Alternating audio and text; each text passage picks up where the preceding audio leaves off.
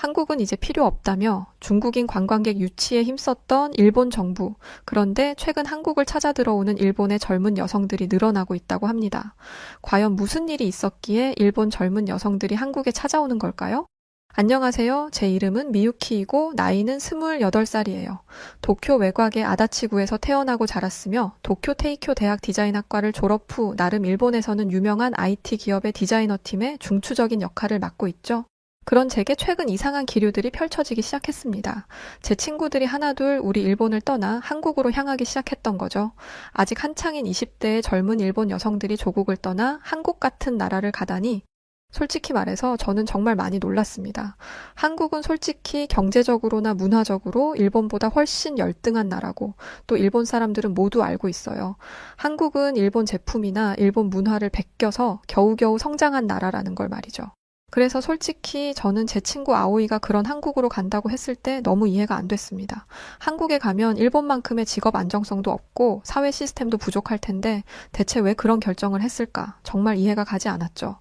일본 정부도 이 점을 익히 알고 있고 한때 한국 사람들이 그렇게 선망하는 우리 일본을 찾아와 여행을 즐기던 모습들이 눈에 선한데 일본인이 한국에 가겠다? 납득할 수 없는 노릇이었어요. 한때 한국이 감히 우리 일본을 향해 노재팬을 외치며 일본의 물건을 사지 않겠다는 운동을 했던 적도 있었고 그렇게 가난하던 시절 기껏 일본이 문화적으로나 기술적으로나 이런저런 도움을 주며 키웠더니 이제는 케이팝으로 인기 좀 산 한국이 일본의 경제 수준을 뛰어넘었다. 이제 일본은 한국보다 아래에 있다. 한국이 일본을 따라잡았다는 등의 말도 안 되는 소리를 해대며 선을 넘고 있죠. 거만해진 한국인들이 일본을 찾는 빈도는 확실히 몇 년 전에 비해 줄어든 게 사실이고 우리 일본 정부는 한국인들 안 와도 상관없다는 게 입장입니다. 왜냐면 일본에게 돈을 풀어줄 중국이란 나라가 있었으니까요. 어차피 한국은 일본에서 존재감도 없어요. 저희 일본을 한 번이라도 와본 한국 분들이 있다면 아실 거예요. 일본에는 한국 자동차도 보기 힘들고 한국 휴대폰도 보기 힘들죠. 한국의 제품들은 취급도 안 합니다. 굳이 쓸 이유가 없으니까요. 우리 일본의 세계적인 기업들의 제품들이 있는데 굳이 삼류라 불리는 한국의 자동차를 탈 필요도 없고 한국 제품을 사용할 이유가 없는 거죠. 한국이 일본을 따라잡았다? 공상과학 만화에서나 볼 수 있을 법한 이야기일 겁니다. 그런데 그런 우리 일본을 버리고 한국을 가겠다는 일본의 젊은 여성들이 늘어나고 있다는 현실이 저는 믿기지가 않았어요. 그 이유가 뭔지 살펴보다가 저는 이거구나 하는 생각을 가질 수 있게 되었는데 그 이유는 바로 일본 정부가 펼친 정책에 있었습니다. 우리 일본은 경기 침체를 회복하기 위해 많은 관광객 유치에 힘을 씁니다. 이로 인해서 최근 2년 동안 일본을 찾는 관광객들이 많이 늘어났어요. 그리고 그 관광객들의 대부분은 중국인들이었죠. 저는 이 현상이 나쁘지 않다고 생각했습니다. 가난한 한국보다야 중국이 나으니까요. 일본 정부 정책에 맞게 일본에는 차이나 거리가 조성되었고 중국 관광객들을 조금이라도 더 유치하기 위해서 상인들은 중국어 간판도 만들고 중국인들이 볼 수 있도록 안내판도 만드는 노력을 했죠. 저는 이런 현상을 굉장히 긍정적으로 봤던 사람 중에 하나예요. 이런 정책 덕분에 중국 관광객들의 수요가 급증하기 시작했고 정말 이대로라면 일본의 관광 산업은 세계적인 수준으로 올라갈 테니까요. 그러면 자연스럽게 일본에서 돈을 쓰는 해외 사람들이 늘고 일본 경제는 더욱 탄탄해지고 감히 일본을 넘어섰다고 우겨대는 한국이 우리 일본에게 고개를 들지 못할 거라고 생각도 들었으니까요. 저는 한국으로 떠나겠다고 하는 친구 아오이를 만났습니다. 신주쿠에 있는 커피숍에 앉아 대화를 나누었죠. 아오이 너 미쳤니? 우리 일본을 놔두고 한국을 왜 간다고 그래? 일본에서 더 이상 살 수가 없어. 너는 맨날 회사랑 집밖에 모르니까 잘 모르는 거지. 도쿄 중심에만 좀 나가봐. 내가 왜 일본을 떠나려는지 알 거야. 저는 친구의 말을 들으면서도 대체 이해할 수가 없었어요. 좋아? 그렇다고 치자. 근데 왜 한국이야? 한국이 어떤 나라인지 너 몰라? 가려면 잘 살고 풍족한 나라를 가던지 해야지. 무슨 한국 같은 나라를 간다고 그래? 차라리 그럴 거면 다른 나라를 가서 살아. 당연히 저는 친구도 제 말의 뜻을 알 거라고 생각했습니다. 하지만 아오이는 정말 생각하지도 못한 말들을 쏟아내더군요. 한국을 모르는 건 너 아니니? 한국을 그렇게 생각하는 일본인이 있다는 게 신기하다. 너희 부모님이 아무리 한국을 싫어한다고 해도 그렇지. 지금이 어느 시대인데 옛날 이야기 꺼내며 한국을 폄하니? 한국 좋아하는 일본인들이 얼마나 많은데 그 말을 듣는데 기분이 나빴습니다. 결국 친구는 일본을 떠났죠. 저는 분명 이 친구가 후회하고 다시 금방 돌아올 거라고 생각했어요. 그런데 뭔가 이상하게 돌아가기 시작했어요. 일본에서 발생하지 않았던 일들이 벌어지기 시작한 거죠. 저는 회사의 새로운 프로젝트를 위해서 일본의 중심이라는 도쿄 본사로 발령받아 거주지를 회사 근처로 옮겼습니다. 그런데 도쿄에 도착한 뒤로 중국인 관광객들이 엄청나게 많이 늘었다는 것을 알 수 있었어요. 도쿄 거리 곳곳에서는 낯선 중국어가 끊임없이 들려왔고 타인에게 피해를 주지 않는 문화와 떠드는 것을 기피하는 우리 일본의 문화 속에 중국인들의 고성과 행패는 말도 못할 정도였습니다. 어느 날 저녁이었어요. 퇴근 후에 집으로 돌아가는 길, 동네 공원에서 한 무리의 중국인 관광객들과 일본인 청년 사이에 고성이 오고 가는 소리를 들었어요. 관광객들은 일본인 청년이 앉은 공원 벤치에 발을 올려놓고 중국말로 뭐라 시끄럽게 떠들며 웃고 있었고 일본인 청년은 그들에게 자리를 옮겨달라고 정중한 태도로 요청하고 있더군요. 하지만 중국인 관광객들은 그 청년을 무시하듯 껄껄대며 웃으며 떠들었고 심지어 그 일본 청년들의 얼굴 앞에다가 주먹을 쥐어 보이며 흔들기까지 하더군요. 결국 그 일본 청년들은 무서웠는지 자리를 피해 도망치기까지 했습니다. 저는 솔직히 가슴이 벌렁거렸습니다. 여자기도 했고 무서웠거든요. 아니 이게 대체 무슨 일이지? 우리 조용하고 청렴한 일본 중심의 곳곳이 왜 이렇게 변해버린 거야? 심지어 그 일이 있고 난 며칠 뒤 일요일이었어요. 동네 편의점에서 도시락을 하나 사려는데 가게를 꽉 채운 사람들을 보니 휴하고 한숨이 절로 나오더군요. 대부분이 중국인 관광객들이었는데 너무 시끄럽게 떠들면서 무질서하게 왔다 갔다 하더라고요. 그들 사이를 지나 도시락 하나를 집어드는 것조차 쉽지 않았죠. 아까 잠깐 설명을 드렸지만 일본은 최근 몇 년 동안 관광업에 올인하고 있어요. 특히 중국인에 대한 특혜성 정책과 맞물려 엔화 약세가 되면서 중국인 관광객이 갑자기 폭발적으로 늘어났죠. 그래서 도쿄와 오사카 같은 대도시에는 관광객들이 몰려들었고 거리 곳곳에서 들리는 중국어는 이제 익숙한 풍경이 되어버렸죠. 어떤 때는 일본어 간판이 없으면 여기가 중국인지 일본인지 모를 정도였으니까요. 그런데 사실 이런 불편은 저만 느끼던 게 아니었습니다. SNS에는 이제 일본이 일본 같지 않다. 중국인들이 온 뒤로 동네가 더럽고 시끄러워졌다. 그들은 쓰레기를 아무데나 버려댄다 등등 중국인 관광객들로 피해를 본 일본인들이 토로하는 글들은 수도 없이 쏟아져 나왔습니다. 심지어 상점 주인들도 이제는 부정적인 목소리를 내기 시작했죠. 중국인들 유입으로 높은 매출을 기대했었지만 상점 주인들은 중국인 관광객이 들어오면 한숨부터 쉴 정도라고 하더군요. 그들은 가게에 들어와 줄도 서지 않고 막무가내식으로 계산을 요구하거나 심지어는 계산도 하지 않고 도망가는 경우까지 있다더라고요. 그러던 어느 날이었죠. 전철역 근처 좁은 인도에서 한 중국인 관광객이 대형 캐리어를 인도 한가운데에 둔 채로 여자친구로 보이는 중국 여자랑 사진을 찍고 있었어요. 캐리어 때문에 길을 오가는 사람들이 불편을 겪었죠. 하지만 다른 일본 사람들은 그걸 말도 못하고 애써 그 상황을 외면하며 지나가기 바빴습니다. 저도 마찬가지였죠. 애써 캐리어를 피해 지나가던 그때 한 노인이 캐리어를 피하지 못해 캐리어와 함께 넘어지고 말았습니다. 저는 너무 놀라서 뒷걸음을 치고 있었는데 아무도 노인을 도와주려는 사람이 없었어요. 그리고 오히려 중국인 관광객이 노인을 향해 큰 소리로 고함을 질렀죠. 노인은 겁에 질렸고 사람들은 모두 모른 채 하기 바빴어요. 쓰러져 있던 노인이 안타깝긴 했지만 여자인 제가 뭘 어쩌겠어요. 저도 그냥 모른 채 그 자리를 빠져나가야겠다 생각하고 있었습니다.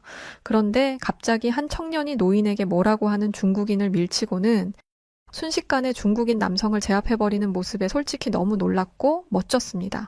역시 우리 일본 남자들에게 이런 남자다운 모습도 있구나. 일본인이라는 게 너무 자랑스럽고 뿌듯한 순간이었죠. 계속해서 발광하려는 중국인을 제압한 그는 멀뚱히 현장을 지켜보던 저에게 다가와 정말 뜻밖의 말을 꺼냈습니다. 혹시 경찰 전화번호가 몇 번이죠? 아니 이게 무슨 소린가 싶었어요. 일본인이 일본의 경찰 전화번호를 모른다는 게 말이 안 되었으니까요. 저는 그때 알았습니다. 그 청년은 일본인이 아니라는 것을 말이죠. 그래서 제가 다시 물었죠. 일본 사람 아니냐고요? 그러니 그는 자신은 한국인인데 지금 여행 중이라고 하더군요. 한국인. 내가 그토록 욕되이 하던 한국인이라고? 솔직히 좀 의아했습니다. 일본인도 아닌 한국인이 남의 나라에서 자기 일도 아닌 일에 이렇게 온 몸을 던져서 나선다고? 이게 말이 돼? 이런 생각이 들었죠. 상황이 정리되었을 무렵에 저는 저보다 나이도 좀 어린 것 같아서 용기를 내어 솔직히 물어보았어요. 어떻게 남의 나라에서 자기 일도 아닌데 그렇게 할 수 있냐고요. 그랬더니 그 청년은 서툰 일본어와 영어를 섞어서 이렇게 대답했어요. 어느 나라인지가 중요한가요? 그냥 눈앞에서 잘못된 일이 벌어지면 그냥 지나치면 안 되죠. 저는 그냥 어릴 때부터 그렇게 배웠어요. 특히 저분은 노인이신데 노인에게 저렇게 하는데 어떻게 그냥 지나칠 수가 있겠어요. 그날 집으로 돌아오면서 온갖 생각이 들었습니다. 그러고 보니 갑자기 예전에 시노쿠보 역에서 있었던 일이 연상이 되었어요. 선로에 추락한 취객을 구하기 위하여 뛰어든 한국인 유학생 이야기 말이죠. 그 청년은 시노쿠보 역의 영웅으로 지금까지 추모되고 있다죠. 저도 그 이야기를 대충 알고는 있었지만 별 감정이 없었는데 이 청년도 그 청년처럼 좀 특이한 사람인가? 이런 생각이 들더군요. 한국처럼 수준이 낮은 나라에서 저런 수준 높은 사람도 나올 수 있구나. 정말 진흙탕에서 연꽃이 자란다더니 정말 그런 일도 있구나 싶었죠. 한국은 역사와 관련해서 피해자 코스프레를 하면서 생떼를 쓰는 걸로 유명한 나라잖아요. 솔직히 한국을 조금 다시 생각하는 계기가 되었던 사건이기도 했습니다. 그건 그렇고 중국인 관광객으로 인한 지역의 몸살은 나아질 기미가 없었어요. 아니 나아지기는커녕 갈수록 태산이 되어가고 있었죠. 이로 인해 저의 도쿄에서의 일상도 완전히 달라져 버렸습니다. 예전에는 퇴근 후에 친구를 만나 가벼운 저녁 식사를 하면서 수다를 떨거나 동네 카페에서 커피를 마시면서 책을 읽는 작지만 소중한 일상이 있었거든요. 하지만 이제 그런 평화로움은 언제 그랬냐는 듯이 사라져 버렸어요. 전혀 다른 동네가 되어버린 거죠. 요즘은 어딜 가나 중국인들로 북적이고 중국어로 시끄러워서 어딜 나설 엄두도 잘 나지 않았어요. 일본 정부도 이런 중국 관광객들로 인한 피해 사례가 급증하자 이를 해결할 방안들을 모색하는 것 같았습니다. 뉴스에 중국인 관광객 주의보라는 문구가 뜰 정도로 상황이 심각했었죠. 뉴스에서는 중국인들이 촬영이 금지된 신사나 절 내부에 들어가 무단으로 촬영하는 모습들과 들어가면 안 되는 신성한 장소에서 상의 벗고 낮잠을 자거나 관광지나 공원에서 수십 명이 단체로 음식을 먹고는 그대로 버리고 가는 건 물론 심지어 음식 찌꺼기들을 벤치에 쏟아놓고 가기도 했고 또 택시 요금이 많이 나왔다고 돈을 다 안 주고 일부만 던져주고 도망가는 경우도 나왔습니다. 심지어 길 골목에서 노상방뇨를 하는 중국인 관광객들을 봤다는 이야기도 심심치 않게 들렸죠. 상황이 이렇다 보니 언론과 일본 커뮤니티에서는 중국인들을 몰아내야 한다는 말이 많이 나오기 시작했어요. 중국인들을 몰아내고 다시 예전처럼 한국인 관광객들이 와야 한다고 말이죠. 한국인들은 사실 중국인들과는 전혀 다른 사람들이었기는 합니다. 항상 그들은 예의 바르고 시끄럽지 않았으며 일본 여행지에서도 항상 배려 있는 모습을 보여주고 했으니까요. 저는 당연히 자신들의 나라를 위해 애써준 우리 일본에 와서 그렇게 예의 바르게 하는 게 옳다고 생각했던 건데 중국인들의 추태를 보고 나니까 한국인 관광객들의 그런 모습이 그립기도 했었습니다. 그런데 더 큰 문제는 바로 불안에 떠는 일본 여성들이었죠. 중국인 관광객들의 행태는 점점 더 심해졌고 특히 일본 젊은 여성들에게 그들의 무례함과 과감한 행동은 점점 도를 넘기기 시작했죠. 대중교통을 이용할 때 한 무리의 중국인 관광객이 젊은 일본 여성에게 다가가 노골적으로 치근덕거리며 사진을 찍어달라고 요구하거나 심지어 어깨를 툭툭 치며 불쾌한 농담을 던지는 일도 빈번했어요. 일본 여성들은 평소 타인에게 피해를 주지 않는 것이 미덕이라고 배웠기에 이런 상황에서도 아무 목소리를 내지 못했어요. 겁에 질려 저리 가라는 말 한마디조차 하지 못하고 고개를 숙이며 자리를 피하는 것이 전부였죠. 그들의 침묵은 중국 관광객들에게 더 큰 대담함을 허락하는 결과를 낳았습니다. 하지만 주변에 있던 일본 남성들은 그저 고개를 돌리거나 멀리 서서 지켜보기만 했어요. 그 누구도 나서서 말리는 사람이 없었죠. 이런 태도는 일본 여성들에게 더 큰 좌절감을 안겨줬어요. 보호받아야 할 여성들이 보호는커녕 스스로 이런 폭력적인 상황을 해결해야 하는 처지에 내몰린 셈이었죠. 그런데 이런 건 그저 작은 일에 불과했어요. 더 충격적인 사실을 알게 되었습니다. 몇 주 전이었어요. 길을 지나는데 아주 불쾌한 장면을 목격하고 말았습니다. 거기는 도쿄 신주쿠구 가부키초 구역이었는데 일본에서도 요즘 젊은 여성들이 부쩍 많아진 거리기도 하죠. 그곳을 지나다 한 무리의 중국인 남자 관광객들이 골목 한편에 서서 담배를 피우며 대화를 나누고 있더라고요. 저는 그들 사이를 지나가야 했는데 조금 무서운 느낌이 들었어요. 하지만 다른 길로 가려면 너무 시간이 오래 걸리기에 애써 시선을 피하면서 걸음을 재촉했죠. 그렇게 그들 옆을 스쳐 지나가면서 저는 그들이 나누는 은밀한 대화를 들어버리고 말았어요. 그 중국인 남성 무리들 안쪽에서 젊은 여성의 목소리가 들렸는데 저는 처음엔 단순히 그 관광객들과 같은 무리라고 생각했어요. 하지만 가까이 지나가며 들리는 대화의 내용을 보니 상황이 단순하지 않다는 걸 깨달았죠. 그 여성은 낮은 목소리로 이렇게 말했어요. 이만엔이에요. 영어를 섞어서 말했지만 이만엔이라는 일본어는 또렷이 들렸죠. 순간 소름이 돋았습니다. 저는 놀란 가슴을 진정시키면서 빠른 걸음으로 그 골목을 벗어나 집으로 돌아왔어요.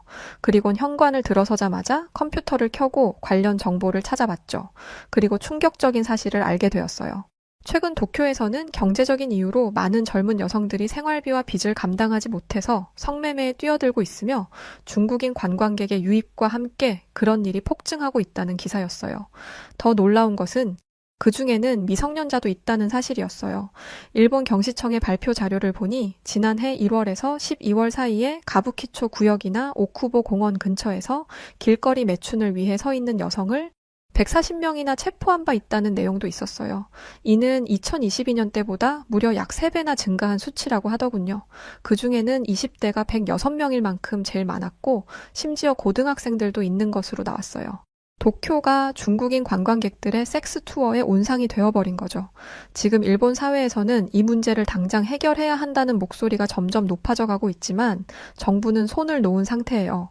겉으로는 이런저런 방안을 내어놓았지만 실제로는 거의 집행을 하지 않고 있는 상태죠. 어쨌든 중국인 관광객들이 돈을 쓰기 때문에 경제를 위해서 방치하고 있는 거라는 생각이 들었습니다. 이후로 저는 도쿄의 밤거리를 지나칠 때마다 이전과는 다른 시선으로 보게 되었어요. 아니, 이젠 밤에는 거의 나가지도 않게 되었답니다. 결국 이런 두려움과 불편은 점점 많은 일본 여성들에게 공감대를 형성하게 되었어요. SNS에 올라오는 글들만 봐도 알 수 있었죠.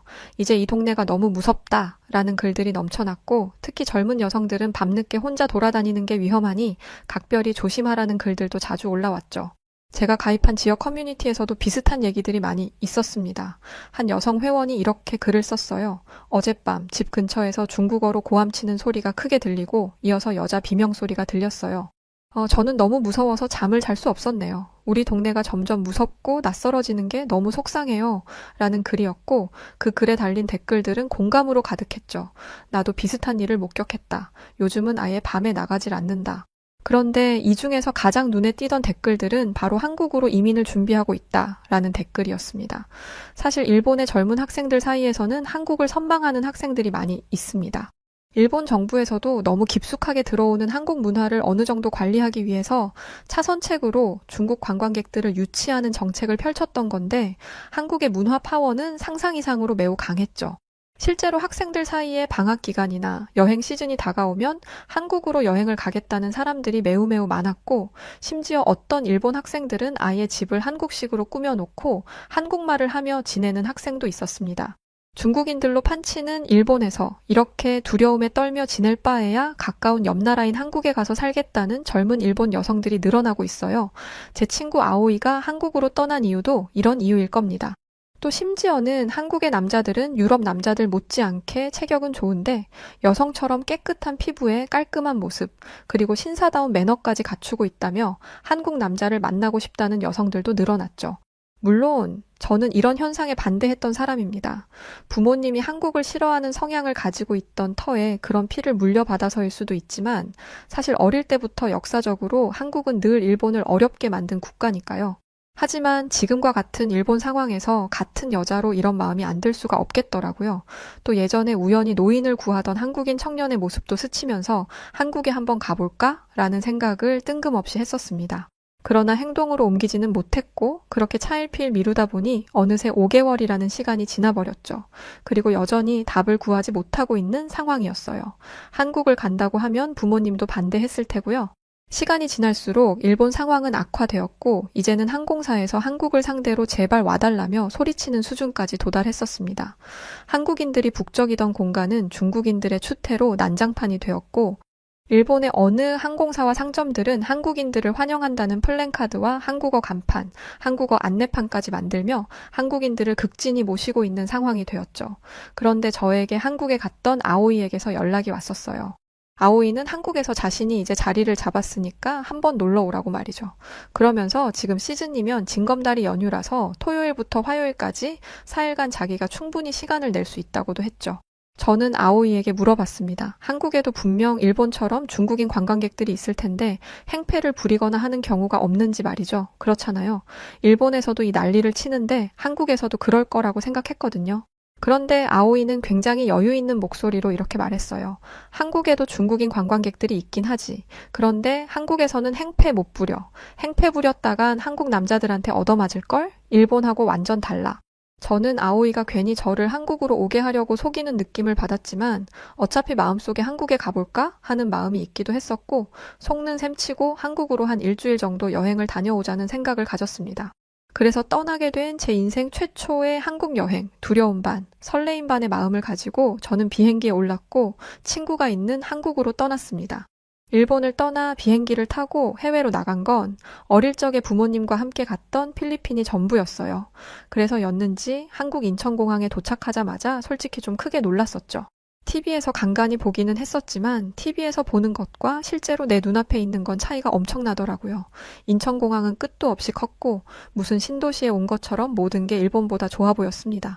또한 한국의 서울은 놀라울 만큼 깨끗하고 안전했고 지하철 노선을 잘 몰라서 헤매던 저에게 기꺼이 친절을 베풀어 주시던 수많은 한국 사람들이 있었죠. 여자 혼자서 밤 늦게 거리를 걷는 것도 전혀 이상할 것이 없었어요. 일본도 사실 도쿄에 중국인들이 점령하기 이전에는 세계적으로 안전한 나라로 인정받는 나라였는데 한국은 그때 당시에 우리 일본보다 한참 더 한수위라는 생각이 들었습니다. 공항에서부터 제가 지냈던 호텔, 그리고 제가 한국의 도심을 걸으며 경험했던 모든 일들은 저를 호기심으로 가득 차게 만들었고 한국의 음악과 한국의 연예인들, 한국 도심에서 바삐 움직이는 사람들, 중국인들처럼 추하지 않았고 일본인들처럼 소심하지 않았으며 한국인들은 적정한 선에서 옳고 그름을 가진 모습을 보여주고 있었어요. 더더욱 놀란 건 한국인 남성들의 체격입니다. 일본 남자들보다 머리 하나는 더 큰 것 같았죠. 하얀 피부를 가진 한국의 남성들은 모두 훈남인 것처럼 보였어요. 괜히 질투가 좀 나기도 했습니다. 일본보다는 좀 더 후질 거라고 생각했는데 그러지 않았으니까요.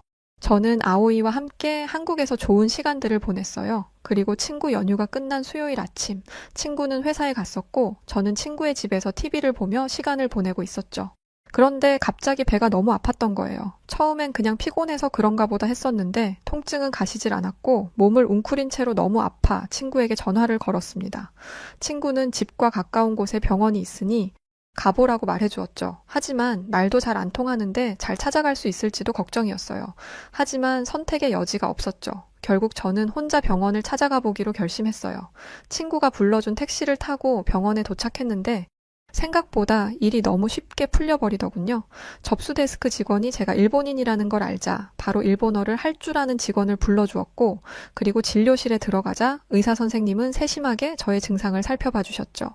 필요한 검사를 받는 동안 간호사님도 계속 제 옆에서 세심하게 도와주셨어요. 그런데 정말 저를 놀라게 했던 일이 병원에서 있었습니다. 바로 진료비와 약값이 일본에 비해서 5분의 1도 안 될 정도로 저렴하다는 거였어요. 제가 있던 병원은 동네에 있는 작은 병원이었지만 분명 제가 일본에서 갔던 병원보다 시설이 훨씬 더 좋아 보였고 시스템도 훌륭하다고 생각해 병원비가 비쌀 거라고 생각했었거든요. 일본에서는 병원비가 비싸서 정말 아픈 사람들도 웬만해서는 병원에 가지 않으려고 하거든요. 그래서 혼자 쓸쓸하게 죽는 사람들도 매년 뉴스에 보도되곤 해요. 심지어 그 의료비가 2005년부터 거의 20년간 단 한 해도 빠짐없이 매년 상승하고 있고요. 그달 그동안 한국에 대해 가지고 있었던 제 마음속의 모든 불신은 한 방에 사라지고 말았어요. 낯선 나라에서 이토록 따뜻한 배려를 받을 줄은 정말 꿈에도 몰랐거든요. 한국인들은 일본인들을 차별하지 않고 이렇게 따스하게 대해주는데 나는 뭐가 대단하다고 한국을 그렇게나 흉봤던 걸까라는 생각이 드니까 창피해서 고개를 들지 못할 정도였습니다. 그날 저녁에 친구에게 이런 이야기를 꺼내놓았어요. 그랬더니 친구가 뜬금없이 저에게 이런 말을 했죠. 미유키, 한국의 도로를 봤니? 한국의 도로에는 일본 차량들이 많이 보이지. 왜인지 알아? 글쎄, 일본 차들이 워낙에 세계적으로 인정받는 차니까 한국인들도 좋다고 타는 거 아닐까? 친구는 고개를 끄덕이며 그래 맞아. 한국은 어떠한 국가도 차별하지 않아. 인정하는 건 인정하고 좋은 건 좋은 거라고 박수를 쳐줘. 그런데 일본은 어떠니? 너도 그랬잖아. 한국이라면 무조건 나쁠 거라고 시기하고 비판하기 바쁘지. 그런데 한국은 아무렇지도 않아. 끄떡도 없어. 한국이 일본을 따라잡았다. 한국의 경제 지표가 일본을 추월했다.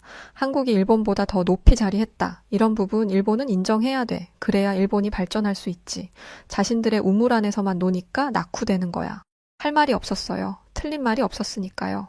그렇게 여행을 마친 후 일본으로 돌아온 저는 일본에서 반년을 보내고 난 뒤 일말의 고민도 없이 당장 한국으로의 이민을 준비했습니다. 저는 한국이 단순히 안전한 나라를 넘어 사람을 배려하는 나라라는 걸 깨달았거든요.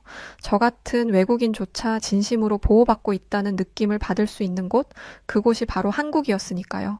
한국에 온 뒤로 즐거운 일들은 끝이 없어요. 작지만 꽤 유명한 디자인 회사에 취직해서 열심히 커리어를 쌓아가고 있고요. 주말엔 앱을 통하여 동네에서 새로 사귄 친구들과 함께 한국 전통시장이나 마트를 둘러보거나 풍경 좋은 카페에서 조용히 책을 읽거나 공원에서 고즈넉한 산책을 즐기고 휴가 때는 부산 해운대와 전주 한옥마을에도 다녀왔었죠. 가끔 일본에 있는 친구들과 통화를 할 때가 있는데 요즘 일본에서 한국이 난리래요. 가뜩이나 한국 문화를 동경하는 일본 젊은이들이 많이 있었는데 한국 가수들의 연이은 세계적 이슈가 폭발하면서 한국을 가고 싶어 안달난 일본 젊은이들이 많이 늘어났기 때문이었죠. 로제의 아파트라는 노래가 전 세계 음악 차트를 휘어잡았던 것도 그렇고 또 소말리라는 미국인이 일본에서 행패를 부렸을 때 일본 남자들이 나서지도 못하고 그대로 보고만 있었는데 그 미국인이 한국에서도 행패 부렸다가 한국 남자들한테 참교육 받으며 두들겨 맞는 모습들을 보면서 일본 젊은 여성들은 거의 한국 남자들을 더 좋아하게 된 것 같다고 들었어요. 심지어는 한국 남자와 결혼하기가 일본에서는 유행처럼 번지고 있다고도 했죠. 일본 사회에서의 성차별과 폐쇄적인 문화에 지친 일본 여성들에게 한국은 더 나은 삶을 꿈꾸게 하는 희망의 나라로 떠오르고 있는 거죠. 안전한 치안, 친화적인 사회, 여성들의 권리가 일본보다 100배는 더 잘 보장된 환경이라는 점이 한국을 매력적으로 만든 결과라고 생각하고 있습니다. 일본 정부는 뒤늦게 정신 차리고 한국인 관광객 유치를 위해 애쓰고 있습니다. 다양한 캠페인과 선심성 정책들을 내놓고 있기는 한데 이미 돌아선 한국인들의 마음은 크게 움직이지 않고 있어요. 그 한국인들의 배짱에 일본 정부는 속수무책으로 당하고 있는 상태죠. 일본의 젊은 세대가 열광하는 국가, 전 세계가 주목하는 국가, 저는 지금 한국에서 아주 행복한 시간들을 보내고 있지만 늘 마음으로 지난날의 저의 생각에 반성하는 마음을 가지고 있습니다. 한국으로의 이민은 그동안 제가 내린 결정 중 가장 두려운 결정이었지만 제가 얻은 축복 중 가장 큰 축복이 되었답니다. 자신의 딸을 한국 교환학생으로 보냈던 멕시코 여성이 보입니다. 그녀는 한국의 소식을 뉴스로 접하고 너무 놀란 나머지 딸을 만나기 위해 급하게 한국으로 떠났다고 하는데요. 한국에 도착한 여성은 난생 처음 보는 장면들을 보고는 크게 놀라고 말았다고 합니다. 과연 그녀에게 무슨 일이 있던 걸까요? 안녕하세요. 저는 멕시코시티에 사는 마리아 가르시아라고 합니다. 저와 한국과의 인연은 딸을 통해서 이어졌어요. 딸이 현재 교환학생으로 한국에서 공부를 하고 있거든요. 처음 딸이 한국으로 유학 가겠다고 했을 때 저는 정말 기뻤답니다. 요즘 멕시코에서도 한국 드라마가 큰 인기를 끌고 있어요. 게다가 딸이 한국에 간다고 해서 알아보니 거리도 깨끗하고 치안도 좋고 제가 알기로는 여자 혼자서도 밤늦게 다닐 수 있을 정도라고 하더군요. 처음에는 전쟁 중인 국가라 걱정이 되기는 했는데 아실지 모르겠지만 저는 멕시코만큼 위험한 나라는 없다고 생각했어요. 그랬기에 딸의 선택이 기특하기만 했죠. 적어도 한국에서는 길거리에서 총성이 울려 퍼지지는 않으니까요. 하지만 얼마 전 오랜 친구 후안으로부터 온 갑작스러운 연락으로 인해 저는 처음으로 제 선택을 후회하게 되었습니다. 마리아, 뉴스 봤어? 그가 보내준 기사를 읽는 순간 심장이 철렁하고 주저앉으면서 심장이 멎어버리는 듯 했어요. 왜냐하면 기사의 내용은 한국에서 계엄령이 선포되었다는 것이었거든요. 순간 제 머릿속을 스쳐 지나간 건 1968년 틀라텔롤코 광장의 그날이었습니다. 제 아버지는 그날의 시위에 참여했다가 군인들의 무자비한 공격으로 다리를 잃으셨고 할아버지는 그날 돌아가셨다고 해요. 이 일은 저희 가족에게도 큰 상처를 남겼을 뿐만 아니라 멕시코 사람들의 가슴에 여전히 충격으로 남아 있습니다. 제가 직접 겪지는 않았지만 한쪽 다리가 없는 아버지를 보며 자랐기에 어릴 적부터 제 머릿속에는 시위를 하면 저렇게 되는구나 라는 생각이 있었죠. 떨리는 손으로 딸의 번호를 눌렀습니다. 몇 번이나 걸었는데도 받지 않더라고요. 다시 걸고 또 걸었습니다. 시간이 갈수록 불안은 커져만 갔고 딸의 연락은 오후 4시가 되어서야 왔어요. 엄마, 전화했었네요? 왜 이렇게 많이 했어요? 무슨 일이라도 있는 거예요?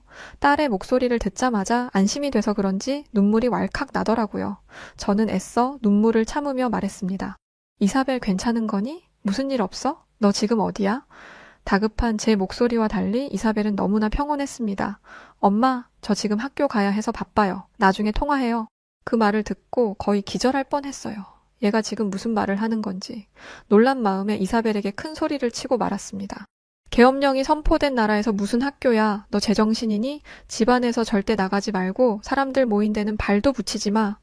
이때까지만 해도 이사벨이 분위기 파악을 못하고 있는 줄 알았는데 이사벨의 대답을 들은 저는 순간 할 말을 잃었습니다. 엄마, 그거 벌써 해제됐어요. 처음에는 이 말을 이해할 수 없었어요. 이사벨이 뭘 잘못 알고 있나 보다 했죠. 그런데 온라인 뉴스를 검색해보니 정말 그랬더군요. 대통령이 계엄령을 선포했다가 몇 시간 만에 해제했다는 내용이 화면 가득 펼쳐져 있었어요. 어떻게 이런 일이 가능할까요? 하루도 아닌 몇 시간 만에 계엄령이 해제되다니 CNN과 BBC 같은 세계적인 방송사들도 이 소식을 전하고 있었지만 저는 여전히 불안했습니다. 언론이 심하게 통제된 멕시코에서는 절대 언론을 믿지 않거든요. 그래서 이사벨은 걱정하지 말라고 했지만 제 마음은 너무 불안해서 계속 컴퓨터 앞에 앉아 뉴스를 새로 고침하고만 있었어요. 그러다 또 다른 충격적인 소식을 접하고 말았습니다. 한국에서 대규모 시위가 시작되었다는 소식이 전해졌거든요. 전 세계 각국에서는 한국 여행을 자제하라는 권고문까지 발표하고 있어요. 이제는 너무 불안해서 자리에 가만히 앉아있지도 못하겠더라고요. 멕시코에서 시위에 참여하는 건 잡아가라고 손목을 내어놓고 있는 거나 마찬가지입니다. 시위만 일어나면 최소 한두 명은 목숨을 잃죠. 감옥에 가는 건 별일도 아니고요. 그래서 제게 있어 시위는 절대 발을 붙여서는 안 되는 곳이었습니다. 옆으로 지나가기만 해도 시위에 동참한 사람으로 찍혀 잡혀가기도 하니 이사벨도 충분히 연루될 수 있을 거라 생각했습니다. 호기심 많은 이사벨이 시위 장소에 가까이 갔다 큰일을 당하면 어떡해요. 결국 저는 한국행을 결정했습니다. 모두가 말렸죠. 지금 제정신이야? 지금 한국이 어떤 때인지 몰라서 이래? 이사벨한테 들어오라고 해야지. 왜 네가 간다는 거야? 이사벨이 온다고 하면 좋겠지만 대체 무슨 자신감인지 이사벨은 한국은 정말 안전하다며 절대 멕시코로 돌아오지 않으려 했습니다. 그래서 직접 데려와야겠다 생각했던 거죠. 저는 바로 비행기 표를 예매했고 짐을 꾸렸어요. 딸이 위험에 빠졌는데 엄마가 어떻게 가만히 있을 수 있겠어요. 한국으로 가는 직항 비행기도 없고 한 번을 경유해서 꼬박 하루를 가야 하는 여정이었지만 피곤한 것도 있고 비행기에서 내리자마자 빠르게 공항을 벗어나려 했습니다. 그런데 제가 도착한 인천공항은 예상을 완전히 벗어난 모습이었어요. 계엄령이 선포된 나라라고는 도저히 믿을 수 없을 만큼 평화로운 모습을 하고 있었거든요. 공항에서 서울로 가는 길에도 사람들은 평소처럼 움직이고 있었고 지하철은 사람들로 붐볐습니다. 어떤 이들은 여유롭게 커피를 들고 전화를 하고 있었고 주변을 경계하는 사람도 없었죠. 사이렌 소리를 울리며 다니는 경찰도 없고 위험해 보이는 인물 한 명 없었어요. 무장한 경찰이나 군인 또한 없었고요. 딸을 만난 순간 제가 얼마나 호들갑을 떨었는지 몰라요. 하지만 딸은 오히려 대체 왜 온 거냐며 어리둥절해했어요. 갑자기 오신다고 해서 놀랐어요. 한국 간다는 말만 남기고 연락이 안 되면 어떡해요? 왜 오신 거예요? 설마 위험해서 오신 건 아니죠? 제가 그렇다고 대답하자 딸은 미소를 띠며 저를 학교 근처로 데려갔습니다. 얘가 아직도 정신을 못 차리고 해맑기만 하길래 속이 터질 것 같았죠. 그런데 딸의 학교 주변은 생동감이 넘쳤습니다. 학생들은 삼삼오오 무리를 지어 웃고 있었고 카페마다 노트북을 펼쳐놓고 공부하는 학생들이 넘쳐났습니다. 모두의 얼굴에 생기가 넘치더라고요. 그리고 처음으로 딸의 한국 친구들도 만나봤습니다. 이 학생들만 보면 이 나라에 계엄령이 선포됐다는 건 전혀 모르겠더라고요. 저는 너무 평범하게 생활하는 딸의 친구들을 보면서 한국 대학생들은 정치에 큰 관심이 없나 보다 라고 생각했습니다. 다행이라고 생각했죠. 아무래도 시위에 학생들이 참여하는 건 위험한 일이니까요. 그런데 저녁이 되자 시간을 확인하던 딸의 친구들이 급하게 짐을 챙기기 시작했습니다. 급한 약속이라도 있나 싶어 물어봤는데 저희 시위하러 가요 라고 대답하더라고요. 너무 담담하게 말해서 순간 영화를 보러 가는 줄 알았습니다. 저는 학생들이 이런 일에는 전혀 관심이 없는 줄 알았는데 시위를 간다고 해서 당황했죠. 멕시코에서 학생이 시위를 한다? 겁을 상실했다며 집에서 등짝을 맞을 겁니다. 멕시코에서는 시위라는 말만 들어도 공포에 질리거든요. 저는 걱정되는 마음에 이렇게 말했어요. 그런 곳에 학생들이 가는 건 너무 위험해요. 시위는 어른들이 할 일이지 학생들이 나설 때가 아니라고요. 제 말에 딸의 친구들은 서로를 쳐다봤고 이내 진지한 표정을 지었습니다. 그중 한 아이가 이렇게 말하더군요. 어머님, 나라를 위해 목소리를 내는데 나이가 무슨 상관인가요? 그 말에 더욱 다급해졌어요. 군인들과 경찰이 있을 텐데 거기서 무슨 일이 일어날지 몰라요. 그런 위험을 감수하기에 학생들은 너무 어려요. 그때 한 학생이 조용히 말을 꺼냈습니다. 어머님, 1980년 5월 18일 한국에서는 민주화 운동이 시작됐어요. 학생들이 앞장선 운동이었고 그 사건에서 희생된 분들 덕분에 지금의 한국이 있다고 말할 수 있죠. 많은 사람들이 피를 흘리고 목숨을 바쳐 지켜낸 민주주의인데 저희가 어떻게 가만히 있을 수 있겠어요? 또 다른 학생이 이어 말했죠. 민주주의는 그냥 주어지는 게 아니라는 걸 우리 모두가 알고 있어요. 우리 부모님 세대가 이렇게 힘들게 만들어 온 민주주의를 우리가 지켜내지 못한다면 우리는 역사 앞에 부끄러운 세대가 될 거예요. 이번에 벌어진 일은 민주주의에서 벗어난 일이고 우리는 반드시 그걸 바로잡을 거예요. 진지한 눈빛으로 말하는 학생들을 보며 제 마음이 흔들렸어요. 그래도 위험할 텐데 학생들의 뜻이 이렇게 완고한데 멕시코에서 온 제가 무슨 근거로 말릴 수 있겠어요. 몸 조심하라며 보내주려고 하는데 갑자기 옆에 있던 제 딸도 짐을 챙기기 시작했습니다. 이사벨, 너 뭐 하니? 제 질문에 이사벨은 자기도 시위를 가겠다고 하더라고요. 경악을 금치 못했죠. 솔직히 남의 나라잖아요. 남의 나라 시위에 이사벨이 갈 이유가 뭐가 있겠어요. 이사벨, 너 미쳤니? 절대 안 돼. 하지만 이사벨은 제 말을 들을 생각이 없어 보였습니다. 대신 이렇게 대답했죠. 엄마, 저는 정치학을 공부하는 사람이에요. 이런 민주적인 모습을 직접 보고 배울 기회가 얼마나 있겠어요? 멕시코를 이런 나라로 만들려면 이번 시위를 직접 보고 배워야 해요. 여기 학생들은 민주주의가 뭔지 알아요. 그걸 지키기 위해 무엇을 해야 하는지도 알고 있고요. 이사벨의 말에는 힘이 실려 있었어요. 어린 시절부터 독립적이었던 아이였지만 이렇게 강한 의지를 보이는 건 처음이었죠. 결국 저는 한숨을 내쉬며 고개를 끄덕였습니다. 말릴 수 없다는 걸 알았으니까요. 대신 그럼 나도 같이 가야겠다라고 말했죠. 무서웠지만 딸을 홀로 보내는 것보다야 이게 나았습니다. 무슨 일이 생기면 제가 보호해 줄 수도 있는 것이니까요. 이사벨과 친구들을 따라간 국회 앞에는 무려 100만 명의 시민들이 모여 있었습니다. 그 규모의 억소리가 나더라고요. 저는 멀찍이 서서 두려움에 떨며 그 광경을 지켜보았죠. 여기서 무슨 일이 나면 이건 끔찍한 학살이 될 테니까요. 손에 땀이 났고 얼마나 긴장했는지 속이 울렁거렸습니다.